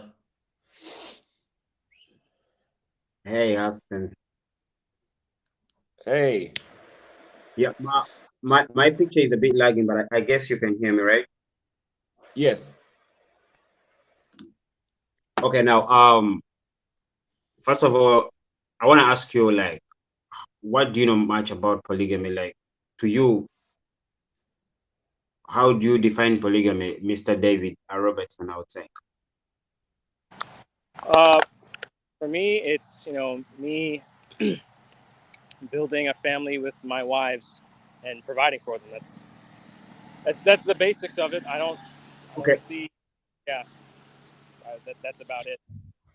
okay. No, the reason as why I asked you that question was whatever I'm gonna say, I'm gonna base them on religious facts, and then the African side, because I'm Muslim, and there are provisions for us when you can have a second wife, third wife, and a fourth wife. It's not a privilege. Like, it's not like, okay, I'm a man, have manpower, now let me go get a second wife. You need to, there are steps taken to have, from having a first wife to a second wife.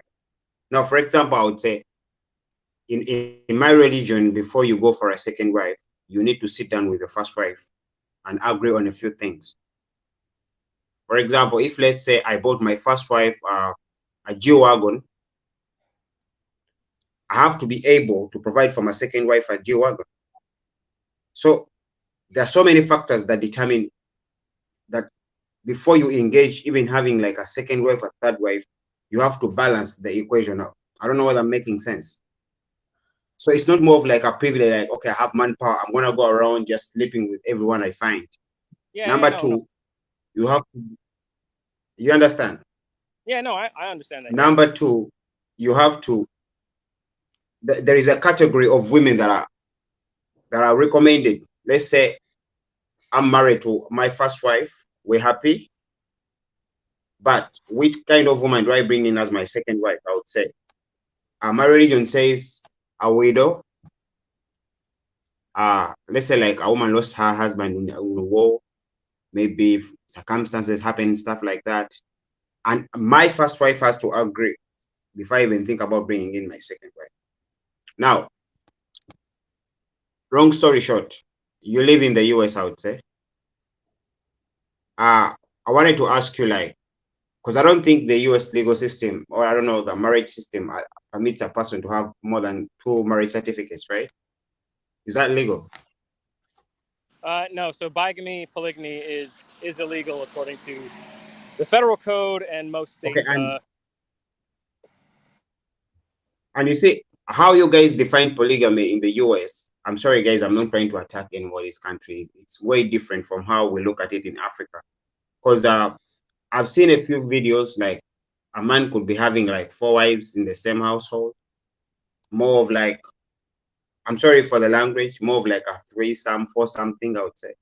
There is a guy, I think he's related to, do you know La Truth Boston? The guy who calls himself Tupac or something. I think his brother has like 3 women in the same household. It's way different from how we do it in Africa. Like, that's why I said you from the beginning, like, you have to be able to afford. If your first wife is living in luxury, you have to be able to afford to your second wife and your third wife and your fourth wife. And there's nothing like when it comes to the sexual part of it, like, it has to be one wife at a time. There's nothing like you sharing the same bed, you're having some kind of like intimacy, like the four of you whatsoever. So that's why I really wanted to know, like, how do you view when it comes to that subject matter of sex? Like, do you, because I heard you say you have separate houses. Like, how did you come to that conclusion of saying I want to be polygamous in the US? Are you I mean, African, by the way? Before I yeah. question you, are you African? So like, I know me personally, and when I was single in the States before I got married, and after my divorce, I was very promiscuous. So you know, I just knew that ultimately that's not really sustainable long term, and I wanted a big family. And so I just looked for like so on Afro introductions, you can actually there's a thing you can look for women who are open to polygamy. You can have no, maybe, and yes. So I just picked. I found a woman in Kenya who was open to it, and that was it. And no, they're not Oh, so sleeping not sleeping together and doing all that stuff. It's I know, yeah. It's not so a. you're not in any form of menage a trois or something. Can you say that one more time? Are you okay? I assume you're not doing any menage a trois like threesome or something, because to me, Oh how I've seen like a couple of videos, it's more of like a threesome for something kind of. yeah. So like the most common form of polygamy that you might see in the U.S. is usually like a triad, which is what you're describing. It'll be like a lesbian couple who wants or bisexual females who are lesbians, and they want a guy, or a guy and a girl who want another woman. Like, so it's not obviously I'm not practicing like it's practiced in the United States, because people mostly Okay, use polygamy in the U.S.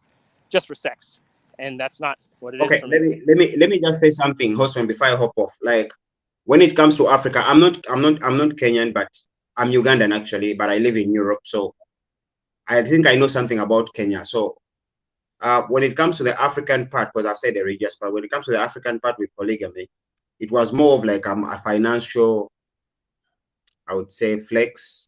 A man who say like you have a like land and you wanted like someone to manage your land, and there's no better manager of your land, let's say like your farmland, than having a wife. Let's say like you have like 11 acres of land, I would say, or square miles of land. One wife manages 1 square mile, the other wife manages. Do you understand what I'm saying? It wasn't more of like, okay, I want to be promiscuous, like you say. It was more of like, I want to have this amount of women to manage my estate. So, but right now, these days, it's being abused, I would say, because I mean, it's almost like 70% of the men around the world are in polygamous relationships with different women.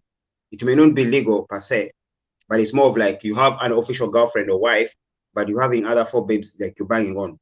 But it's actually right now, as we speak, it's even impractical because African women have woken up. There are not so many households you'll find hosting in Africa that are having, let's say, like a woman is having 3 co-wives, I would say. And those you will find that like they're in an age gap of, let's say, like 40, 45, 50.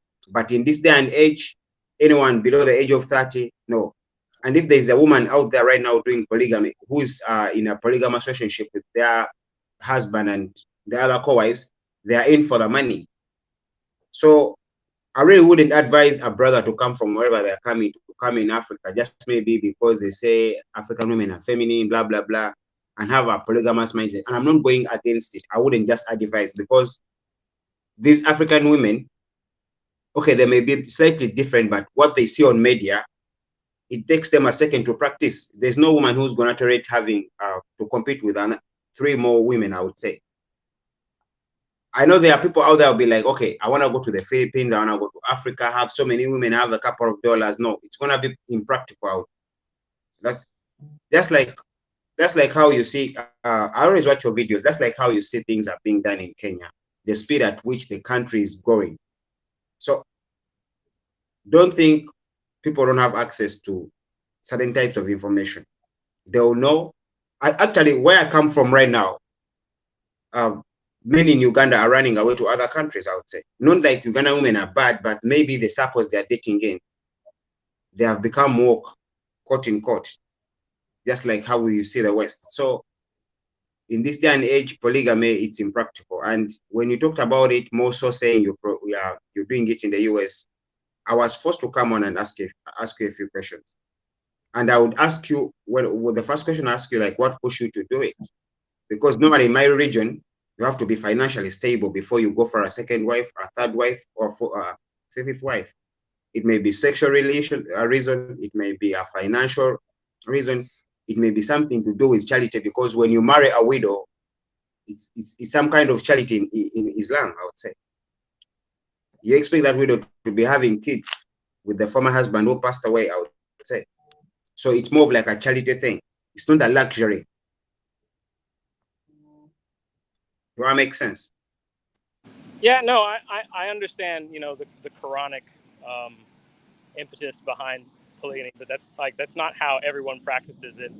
I'm not saying that I'm doing it for, you know, for like I want children. I obviously having the variety is nice. And as I mentioned before, you know, my wife, my first wife, bought some lands. She started some businesses, little ones, nothing fancy, while with the money that I sent her. So and she works with, like, they work together to, like, sell bags on WhatsApp, shoes, all that stuff. Mm. Okay. Would you be if, let's say, if you move to a foreign land, would you be in position to continue with that kind of relationship you have with your two different people? Like if I moved outside of the United States to Kenya? Yeah, it's like you move to a less fortunate country per se, for lack of a better word. Let's say, like, for in a country that with an economy that's not strong like the US, would you wish to continue with that kind of relationship? I mean, I'm effectively doing that now. I'm having difficulty understanding your question. Like, are you framing it like if I moved to another country? No, I didn't want to give out. Listen, bro, listen. I understand your accent. I can hear Houston 100%. I may not be able to speak like you guys, but I do understand. So I didn't want to give away too much. I wanted to be respectful when I was phrasing my question. Okay, let me just be straight, man to man. If, let's say, you went to a country with a weaker economy, I would say, I don't want to give specifics. I don't want to offend people who are watching.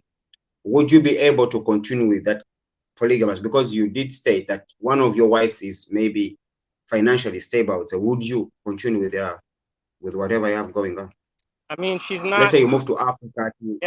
financially stable because I met her and she was financially stable. I provide for my family. So, I mean, and I work remotely, which is how I'm able to spend the amount of time in Kenya that I do. So, I mean, yes, I Are guess you in that's Kenya right now? right now. No, I'm in the. Okay, the reason that's why I asked you, because the challenges that comes with having a responsibility in Africa are a bit complex. Like, they vary in so many things. Like, one of the major reasons as to why relationships are failing in Africa, 90% I would say they are based on stability, the man's stability, because women are not just gonna sit there and wait for you to, you know, like I said, things are evolving. So why I asked you, because I know the moment you move from, let's say, like, from a stable economy like the US with your two women, the moment you get into Africa, there are challenges that come with it. So to me, how I view it, and I'm not even trying to take away anything from you, how I view it is like you're more of like seated in a comfort zone, because in the US, I do believe if you have your head on your shoulders and you're willing to work, you can survive. But in Africa, it's more of like working alone, it's not enough. Houston, do you get what I'm saying? Yes. I'm letting y'all speak though. I'm learning. I don't know anything. Yeah, I get it. What I'm also saying is that, you know, it's 2023, right? If I move to Kenya, I'm not working in Kenya. I'm working in the United States, right? Because that's what I do when I travel to Kenya. I'm not Okay. I'm not becoming a part of the Kenyan economy. I'm taking a part of the U.S. No, economy. but bro, listen, You say, okay, let me just give an example. Houston is in Kenya right now. Whatever he does to get his money, he's an American citizen. Whatever he does, he's become part of the Kenyan economy, whether you like it or not. You could be living in Kenya and doing a job in the US, let's say like you're doing an online job, but you're part of the economy. The currency is going to change. The cost of living is going to change. You do understand, brother, right? And their needs, and you're not alone. You have two women. And Kenya is not a cheap country per se. You understand? I'm Ugandan. I know Kenya is not cheap. There are a few Ugandans that can survive in Kenya. Trust me. An average person in Kenya, if let's say they are surviving, the money they would survive on a week, they would survive it for let's say like 2 weeks or 3 weeks in Uganda. So now you have three people in the question. You have you and your two wives. Let's say you move to Kenya. Trust me, bro, you're gonna have some bit of hindrances, and it's gonna hit you really hard, because women, much as they may love you, they have a life as well.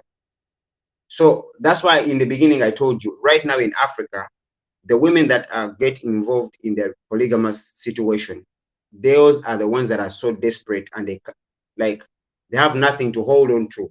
But you will not go to a metropolitan like Nairobi. You land on a very beautiful girl and expect them to accept anything polygamous. More so, even your two wives, the moment they land in Kenya, they will click up.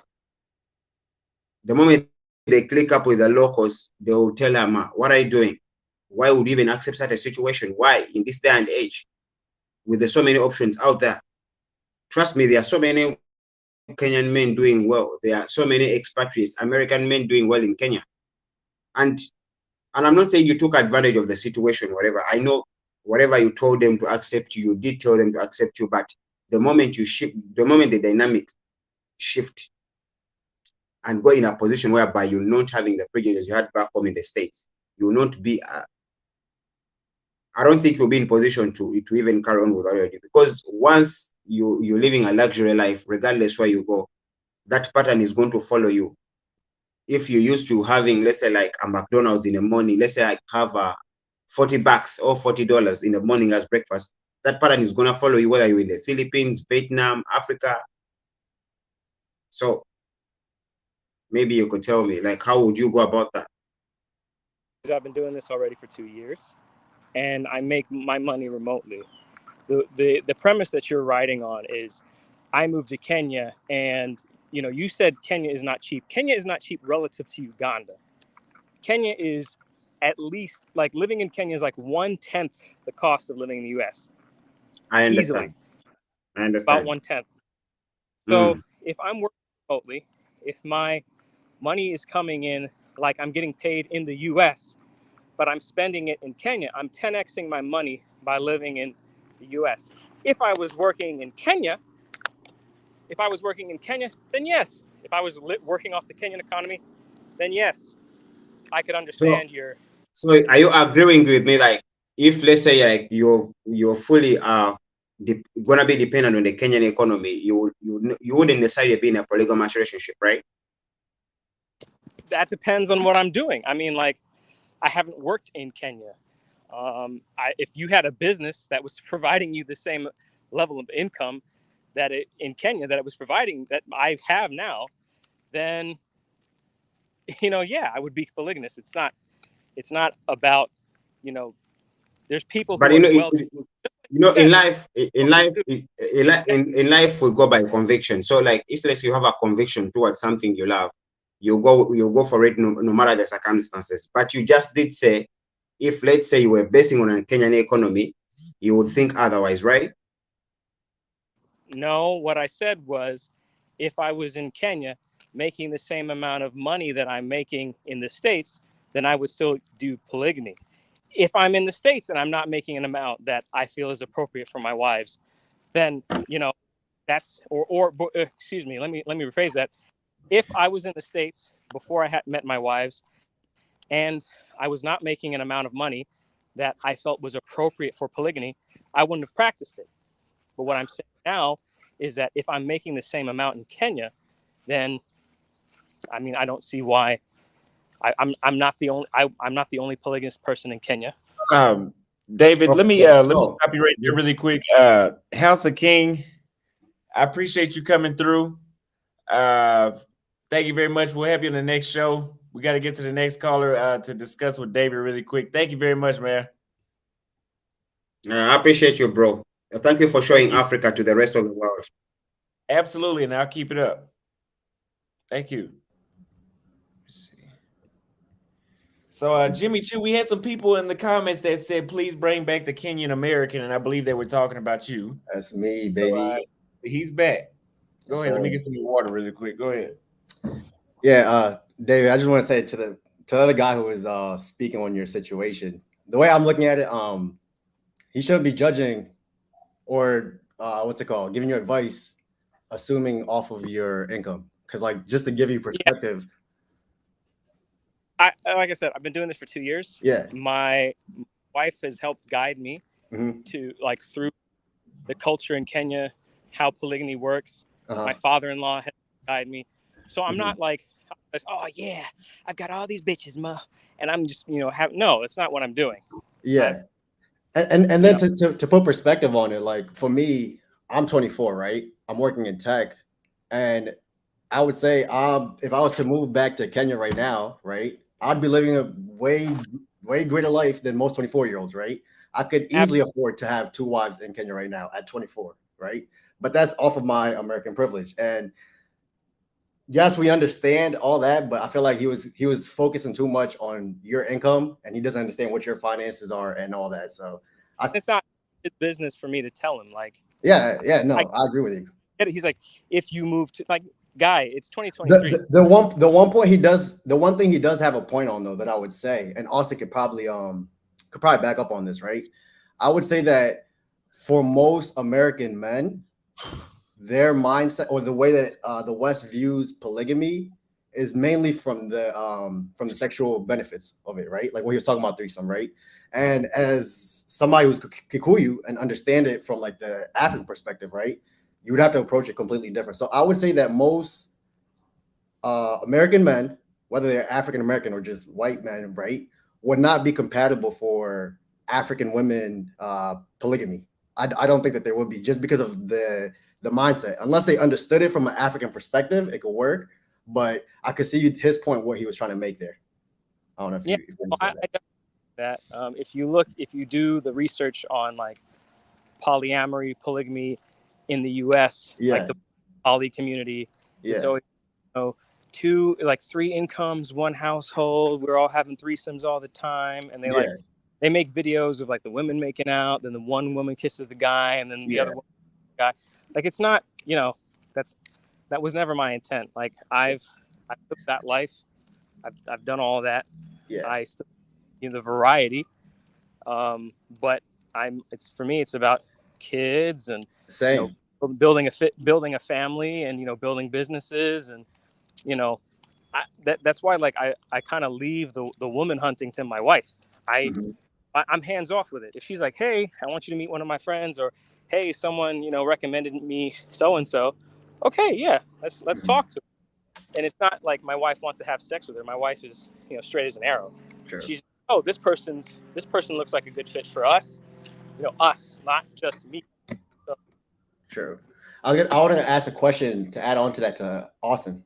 Austin, you can hear me, right? To add on to what we were saying about like we already know there's a disconnect as far as like the cultures in the US and the cultures in Kenya, right? And for you, it's easy to see the difference in the women there and the women here. But I wanted to ask you, can you speak on the differences you've seen in African men versus African American men? Because I haven't seen that side of the topic ever being thrown to you. It's usually like for the women, but at the same time, it's like there's also a big difference in how African men and African American men are. African men are a lot less aggressive. And I have some pushback on that, but I'll let you keep talking. Well, let me say in the 4 countries that I've been to, they're a lot less aggressive, and they are a lot less jealous when it comes to, like, they don't have such a scarcity mindset over women.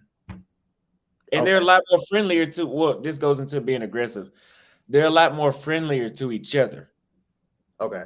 So I've always been shocked every time I go somewhere and I get called brother, this and that. And people say I'm American, but I'm like, shit, you know, You're back met home. with open arms, and you're almost like taken aback because in America, it's like, what do you want from me?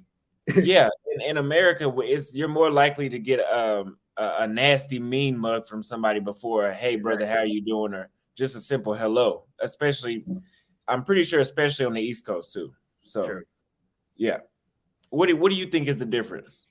For me, I love that you touched on the topic of less aggressive, right? And I was actually having an argument with one of my Kenyan friends who just moved to the US like 4 months ago. And he grew up in Kenya, lived there for like 30 years, right? And me and him were arguing about the biggest difference. And what I said to him was the biggest difference I see is how we resolve conflicts. Like our process of conflict like resolution is the biggest difference. So I wouldn't say that African men are more or less aggressive. Like if it comes to bucking and shit hitting the fan, we could both do that from as an African man or African American, right? But the biggest difference I see is if I have an altercation with you in Kenya, the chances of us getting in arms or guns or anything like extreme is very low. Like we will be called brother. Like people will intervene before it even reaches that, right? But what I see in the US, it's like as soon as a spark, it's to the extreme. To the extreme. I wouldn't call any side passive or aggressive or this, that, the other. For me, I see it's the way that we resolve conflicts. That's the biggest difference. Thank you very much, Stuart Gully, for becoming a new member. Yes. So the way how conflicts are dealt with is completely different. I see African men being a lot more forgiving. Like, for example, I actually got into a fight here in Nairobi the first time I was here. And people were telling, because I'm in the United States, somebody's going to be waiting for you outside with a gun. Yes. It's going to be 6 of them when you get outside. I'll tell you, I'll be right back. And that's your cue to leave. Yeah, it's not the end of it. But same thing in Brazil, I would say, too, for the most part. But here, it's from people who are telling me, like, no, you can relax. Like, it's usually going to be squashed at that moment. It's not going to be, I mean, maybe if you hurt somebody really bad, it probably wouldn't be. But yeah, for the most part, the altercation stops where it started. True. I love it. I love this. I love the whole conversation. I just wanted to hop in there. Find my guy because the other dude was just talking about your money. It's like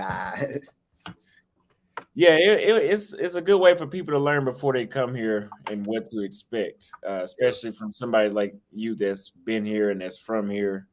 I was about to say, me and you are the same age. I'm pretty sure, Austin. So yeah, life experiences probably on the same par, but it's like started from different sides, and now it's like you're there, I'm here. So I love that perspective. Yeah, especially in our age bracket, it's a lot more extreme with conflict. People our age are a lot more emotional, so they don't know how to really give things up. Sure. Or they take it too far. But here, I don't really see that too much. Have you felt a calmer aura since you've been in Kenya? Like not that tensity that you have to walk around with in the US or just in Africa in general? I mean, when you're in Africa, have you felt a calmer aura to yourself? Yeah, I've been at a state of ultimate peace since I got here. Gotcha. Like completely. I'm my complete and total self right now. Gotcha. I was about to say, I'll probably hop off of here. I don't know if anybody else wants to hop in, but now I just want to give that perspective. But then I feel like you should also talk about what I brought up with the difference in men, because the difference in women is easy to see, but I feel like that's a topic that would gravitate a lot to like the audience, because you probably have a lot of African-American men who are watching and thinking just like, oh, beautiful women, but they also don't understand that you're different from the men over there. So it's like when you go, you're gonna have to adjust. It's not gonna be, you can't move the way you move in the US because people will check you there, right? And it's not gonna be a check you like how you get checked in the US. It's like grown men who are gonna be like, yo, you act out of line, watch yourself. So how would you tell Americans they need to adjust, American men, they need to adjust when they come over here to interact with the other men? My biggest thing I would say is like the guard, like what I was just saying, like how you feel calmer, right? I feel like in America, you have a constant guard up, right? Because of how quick things escalate here, right? My biggest advice to African-American men going to Africa would be let your guard down, right? Don't assume everything is a threat. And it's like, even here in the US, you know, somebody staring at you for too long, right, is an altercation. So I'd be like, yo, what are you looking at? And that actually happened when I brought my friend. He's from Jersey, right? And I brought him to Kenya back in 2020. And then we're sitting in the matatu, and somebody's just like, Africans will stare at you, right? Then they don't mean no harm, and they'll stare at you. But for him, he got all worked up. He's like, yo, what's up? Like, what's up with it? I'm like, bro, I promise you, there's no it. But for him, he's already worked up because of he's operating in like that American mindset of what are you staring at me for, right? So for me, like, I saw little things like that, and I feel like that's the biggest difference. It was like, I would give African American men the advice of let your guard down. Everything is not a threat, and it's like when you go there, you're not the one who stands out. You're the majority, right? It's a sea of black people, and now you're like the Indians and the white people are the ones who stick out, right? Now you blend, so it's that piece that you get from all that. So my first video when I got to Tanzania, I talked about that. It's a bunch of black people, groups of black people, and they stare. And I've been in Asia for 4 months, and I've been in Brazil, which is diverse. So I really didn't see that many large groups of black people like when I saw here. Yeah. So when I saw all the blacks in Tanzania walking down the street, I'm like, shit. Like it's like 6 of them. That's a problem coming this way. Yeah, you feel like it's a threat. Yeah, when they stare, you feel that need to have like that competition stare with them, like, and then I'm like, shit, there's no, like they stare and then they'll smile and wave. And I'm like, wow, that's different. Yep. And after a certain point, you realize like, I'm just living. I'm not a black man living. I'm just living. I'm just a man living. And that's what my friend from Jersey told me. Like, he started crying when we were in Kenya because like it all hit him. And he was like, bro, I've never just lived. Like, he's like, I don't walk around, and he's like, I don't even think about the fact that I'm black. I'm just like living. And I was like, bro, that's the difference. But it's like most Americans would never understand that. And I feel like that's the tenseness that they go to Africa with. And I'm like, that's going to get you in trouble. Let your guard down. Be friendly. Yeah, you can definitely let your guard down here for sure. I will say in Nairobi, though, when the dudes start drinking, that's how I got into the first 2 fights. Well, not 2 fights, but 1. You ever been to Quiver Lounge? Quiver? Something like that? I was about to say, I got into a couple of things in Quiver. I was there during New Year's in Nairobi. It was hectic. Really? Yeah. I had to check that spot out. But yeah, it's definitely a culture shock coming to Africa for sure. True. We have one more caller. Let's see. Andrew's been sitting over here for like 30 minutes waiting. I'll hop off. It's good chatting with y'all though. Unless you want me to stay. Thank you. Thank you very much for coming through. You have a good one. See you next time, bro. Andrew, we have you on. I hope he didn't fall asleep. We'll bring him back. The domestic foreign has been patiently waiting here. So he got you back on. You on mute though. Yeah. Okay. Can you hear me now? Yeah. I'll try to get where there's not too much wind. The only thing I wanted to say is the gentleman that was on talking about your finances. If you're not in that situation, you're not from the U.S., it's hard to understand. Which is why I don't think he was actually understanding what you were saying. But in terms of feeling comfortable, because I'm from New Jersey, I've been to Kenya about 10 years ago to Nairobi. My experience was similar to your friend from New Jersey, but I didn't necessarily argue or fight with anyone. It was just an overwhelming feeling of being comfortable and being fitting in, I should just say, even when I got off the plane. I got off the plane, they let me to the front of the line. They gave me my stamp, fees and everything. And they said, welcome home. That's what they said. Yeah, they told me, welcome home. Everybody on the plane, I think I may have been the only perfect person of African descent on the plane.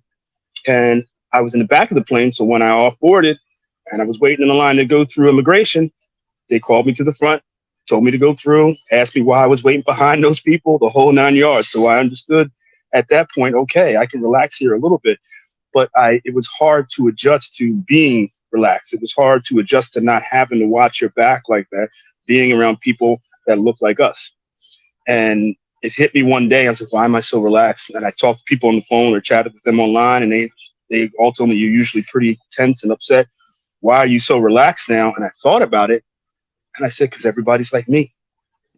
That racial component just completely evaporates when you're in the majority. And yeah. And it's not necessarily that there's a issue around being around the other races. It's just fitting in, like you said, Exactly. fitting in and Well, feeling like. I've been in very few situations. I mean, what you just described in terms of your experience, Austin, when you saw people walking towards you, I had that experience as a younger man because my brother went to an HBCU. He went to Hampton University. And that was my first experience being at an all black institution as an adult male. And I had the same exact experience. I saw people walking towards me and they actually said hello and shook my hand, and it was homecoming and they gave me a hug. Oh, you should go to these parties. And I had to kind of rethink my thought process, so to speak, because ultimately I was in no danger and I thought that I was for no apparent reason. Correct. Very And true. in New Jersey, it's pretty rough like that. Like, so Jersey, like I'm in North New Jersey, so I'm from South Jersey originally, Camden County, just outside of Camden City, and it's a pretty rough ride, especially back in the day. Because I'm 52, so in the 80s and 90s, I was running around in the streets, college student, nothing crazy, but when you go out and you party and you hang out, you see a lot of things, and that stays with you the rest of your life. And it's not until you experience something like Kenya or like at the HBCU that you realize it doesn't have to be that way, and it's not always that way, and you can relax in certain situations. Correct. So Africa was not the first place I went to. Would you recommend that that Americans, or let's say African Americans, go to another country or go to an African country first? Oh yeah. Hold on, your audio.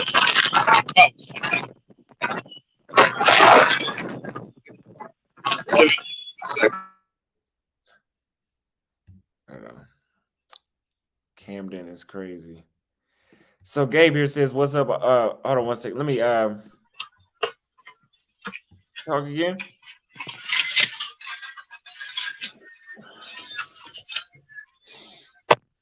Okay, we're good. Okay, what were you saying? No, I lost my train of thought. I'm sorry. You asked me something or said something about Camden recently? Oh no, that was something somebody said. But you have some background noise. Is this some music playing? No. That's I'm in a vehicle. If it's too loud, I can go off. Sorry, because I'm still at work. Yeah, no, it's just like some static or something. But I asked you, would you recommend that African Americans go to another country? Like I started in Brazil, or would you recommend them go to an African country first? I would recommend they go somewhere that's user friendly first. Traveling somewhere where you don't have the language barrier. Kenya would be nice, but I wouldn't discount Europe or anywhere else where, if it's your first trip, make sure you go somewhere where you don't have a language barrier, preferably where you know some people or have some contact. Africa most definitely should be a stop, but anywhere, because I've been telling people to travel since 1994 because of my experience, and it's enlightening, and it opens yourself up to what's really going on in the States as opposed to, or in comparison to, what's going on outside the States. So I don't know So if you brought Go ahead. No, go ahead, please. I was about to say, I don't know if you've already brought this point up. How was it readjust? How long were you in Kenya the first time? No, I've only been to Kenya once, and I was there for a couple of weeks because a very good friend of mine who's American is married to a Kenyan and has a house in Mombasa and a family there, but he does defense contracting, so he's back and forth all over the place. Now he's done, and he's about to go back actually pretty soon to Mombasa. Okay, so how was it adjusting coming back to the United States when you got back from Kenya?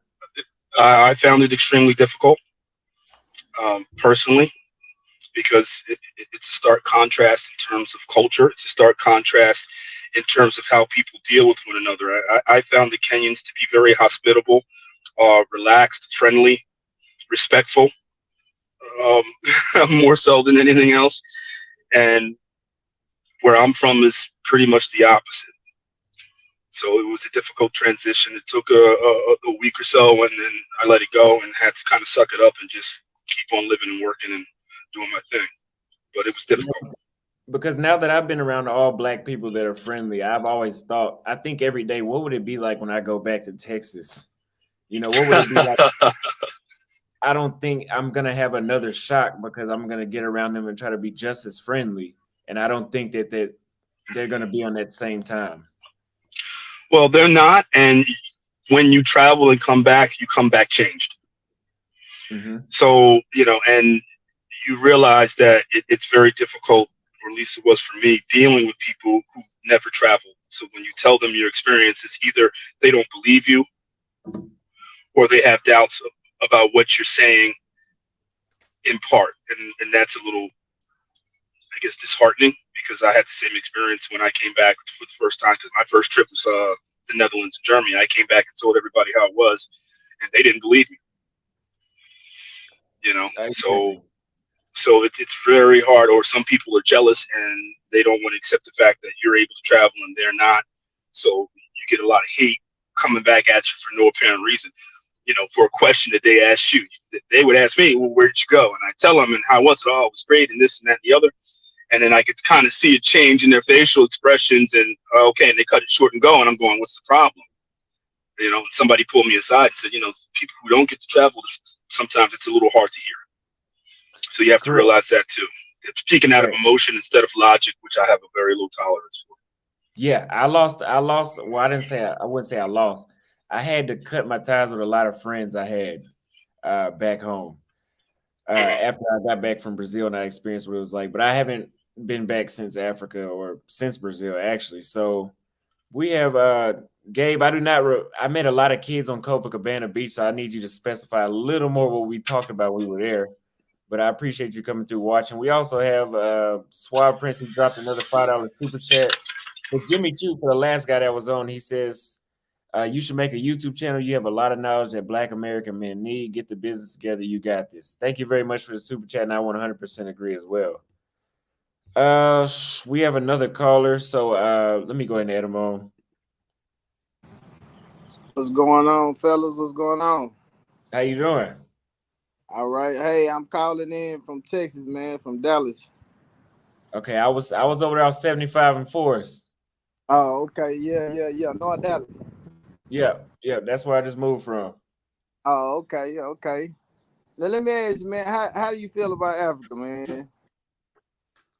I would say I would 100% recommend every Black American, if they can travel here, to travel here, and if they can, to stay here. I got you. It's a life-changing experience.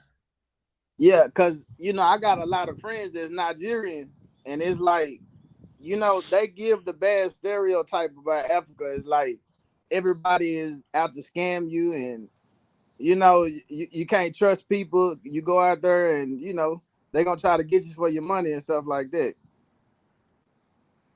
That's like what I'm hearing. It's like, be careful, That okay, in Kenya, not so much. In Tanzania, yeah. It was to a point where the shit started to get a little annoying. And it's not on so much of a big scale. It was more so of the Uber drivers, or the motorcycle taxis on the side of the street, or even the guy Mark Meets Africa. I don't know if you know him. I interviewed him once. Yeah. Somebody that was working for him, like lying about the amount of change that they needed to bring back, little stuff like that. But we talked about it, and it's because it's the education thing, right? Right. They think very short term, and they don't realize that long term, that's kind of why the development of Africa really doesn't, if you ask me, in some areas it doesn't go as far as it can, because some people don't know that kind of stuff. Right. Yeah, because I was like, well, because my uncle, his wife is from Nairobi or whatever. So they're like, yeah, invest over there, and they're like, we're gonna give you a contact, because I'll be out there next month. They're like, we're gonna give you a contact or somebody to talk to, and to buy an apartment or whatever. And I'm like, well, I mean, $20,000 or $30,000 might not be that much to us, but over there, it's like, man, that's like $3 or $4 million shilling or whatever. And it's like, I don't want to just go over there and just give a random person, $20,000 or $30,000 for an apartment. But I am interested though. So you definitely, from what I've been told, you definitely need to hire a lawyer that you can trust, which that's a whole nother thing by itself too. So you have to be very careful with that kind of stuff. But it takes time and you need to know the right people. But if you come out here, I have some people I can connect you to. Yeah, I did reach out to that lady that you had interviewed, the Ole Christine. I reached out to her on WhatsApp, and we talked back and forth. And she said that yeah, whenever I get out there, she'll love to show me some places because I just want to go to a reputable company. I mean, at least you gotta at least have a website. Yeah, You know, yeah. yeah. I mean, you gotta have something. I mean, you know what I'm saying? I can't just come out there just on a whim because I'm gonna be out there for like a month. You know, so and I'm gonna really be doing some scouting. Let me ask you this: you've been out there. How hard is it? How hard is it to set up a bank account? Believe it or not, I have not tried to set up a bank account in Africa yet. I have not done it yet. So I Because can't answer. that's like one of the first things that the bank account. And I know you heard of M-Pesa. Yeah, I have that. Yeah, the bank account, M-Pesa, and what else? That's like the one of the first things that I want to do is set up a bank account, set up the M-Pesa deal. I need to give me a phone. Uh, yeah, cause I'm really, you know, I've been doing some homework, you know, so I want to get out there, but and I have some money to invest, but I just want to make sure that you know that I have some proper context when I get out there, you know. Yeah, you 100% need M-Pesa for sure. If that's one thing you have to have in East Africa, you have to have that. That Like M-Pesa, 100%. right, But right. yeah, it'll take some time. Of course, it sounds like you need to just be very cautious and take your time. Right. But I think Kenya is one of the places that you have to worry about getting scammed the least. Yeah. Well, I mean that's good to hear, cause I was gonna go to Nigeria first to Lagos, and it was like, nah, you don't want to do that, cause it's so, you know, cause it's so poor over there. It's like you like, man, this is so petty, man. This is so petty. But then you gotta realize that, man, we spoiled over here in America. Yeah, a You lot. know, we thinking, oh man, it's just $2 or $3 for because I remember the dude was saying $2 or $3 for a haircut. I mean, it's like, man, I'm gonna give you $10 just because I'm paying $30 to get my side tapered. You know what I'm saying? Mhm. And just a lineup. You know, so it's like, man, I'm thinking that it's just something small, but over there it's a lot. You know, and our money goes a long way. So, you know, it's just it's. I think that would be the biggest culture shock for me. It's just going over there and seeing how cheap it is over there. That's the biggest benefit. That's the biggest. That's one of the worldwide. That's the biggest benefit. I wouldn't say Mm, it's the biggest benefit to Africa though, but Africa, the people, is the biggest benefit. right. 'Cause Yeah. that's what brings the state of peace. Right. Because I mean, I've been to Mexico, and you know, my family is Caribbean, so you know, I've been to Jamaica, I've been to Antigua, I've been a lot of Caribbean islands, Dominican, but it's like even Mexico, the money goes a long way, but whenever I was just looking at the exchange rate, I was like, dang man, this is $1 is like $140. Yeah. Like, man, I got to get over there, man. Like, you know, you can really do some things. You know, you can really do some things, and the money goes a long way. You know, so and I did talk to that lady. She told me, she said you don't have to pay taxes on a residential property, but if it's a rental property where you make an income, then you have to pay the capital gains taxes. What else did she tell me? She said set up a bank account. Um, what else? She said that I had to get some kind of paper, some kind of license or whatever to be able to go out there and buy an actual apartment. Mhm. Mhm. What else did she tell me? I mean, you know, she just gave me the rundown. Now, what I want to do is when I get out there, besides setting up all of that, I do want to see, like, I don't know what areas to go to. Like, what's a good area? Is Killer, what, how you call it? Killer Washer? I think it's Kiloisha or something like that. That Westlands and Parklands is usually where most tourists like to stay, from my understanding. Yeah, I'm in Westlands, but Westlands is Westland. expensive. I'm paying more. Like the Huh? club scene. Yeah. Is that yeah, like I'm the paying club? more for my apartment here than I was in Dallas. Yeah. You But said that's you not paying it. more? Yeah, but my apartment in Dallas was only $1,100 a month. So Oh yeah. here I'm paying like Yeah. $1,350. Yeah, the apartments out here in Dallas now, because you know it's a lot of people that's moving from California or whatever. Man, it's like $1,500 a month for Yeah. a 1 bedroom, you know, and that's like in the hood. You know, if you like in a good area, it's almost $2,000 for a 1 bedroom. And it used to Absolutely. be $500-$600, you know what I'm saying? Yeah. But Yeah. Well, if I yeah, could chime in, I just wanted to make 2 points. okay, The first point, I want to go back to what you were saying about the haircut that costs $3 and you get the 10. It's always good to be generous, but it right, sets a bad precedent, because right, now people are going to expect Americans to pay 3 times as much plus a tip. right. You see what I'm saying? And that's the problems that I saw going to Colombia in May. You know, if they once they realize American, they overpay. That's a problem, and that turns into an issue. And then all the prices go up. You know what I mean? And the Right. second thing is, in terms of where you're going to move, it's always best to practice due diligence and do a little research on your own.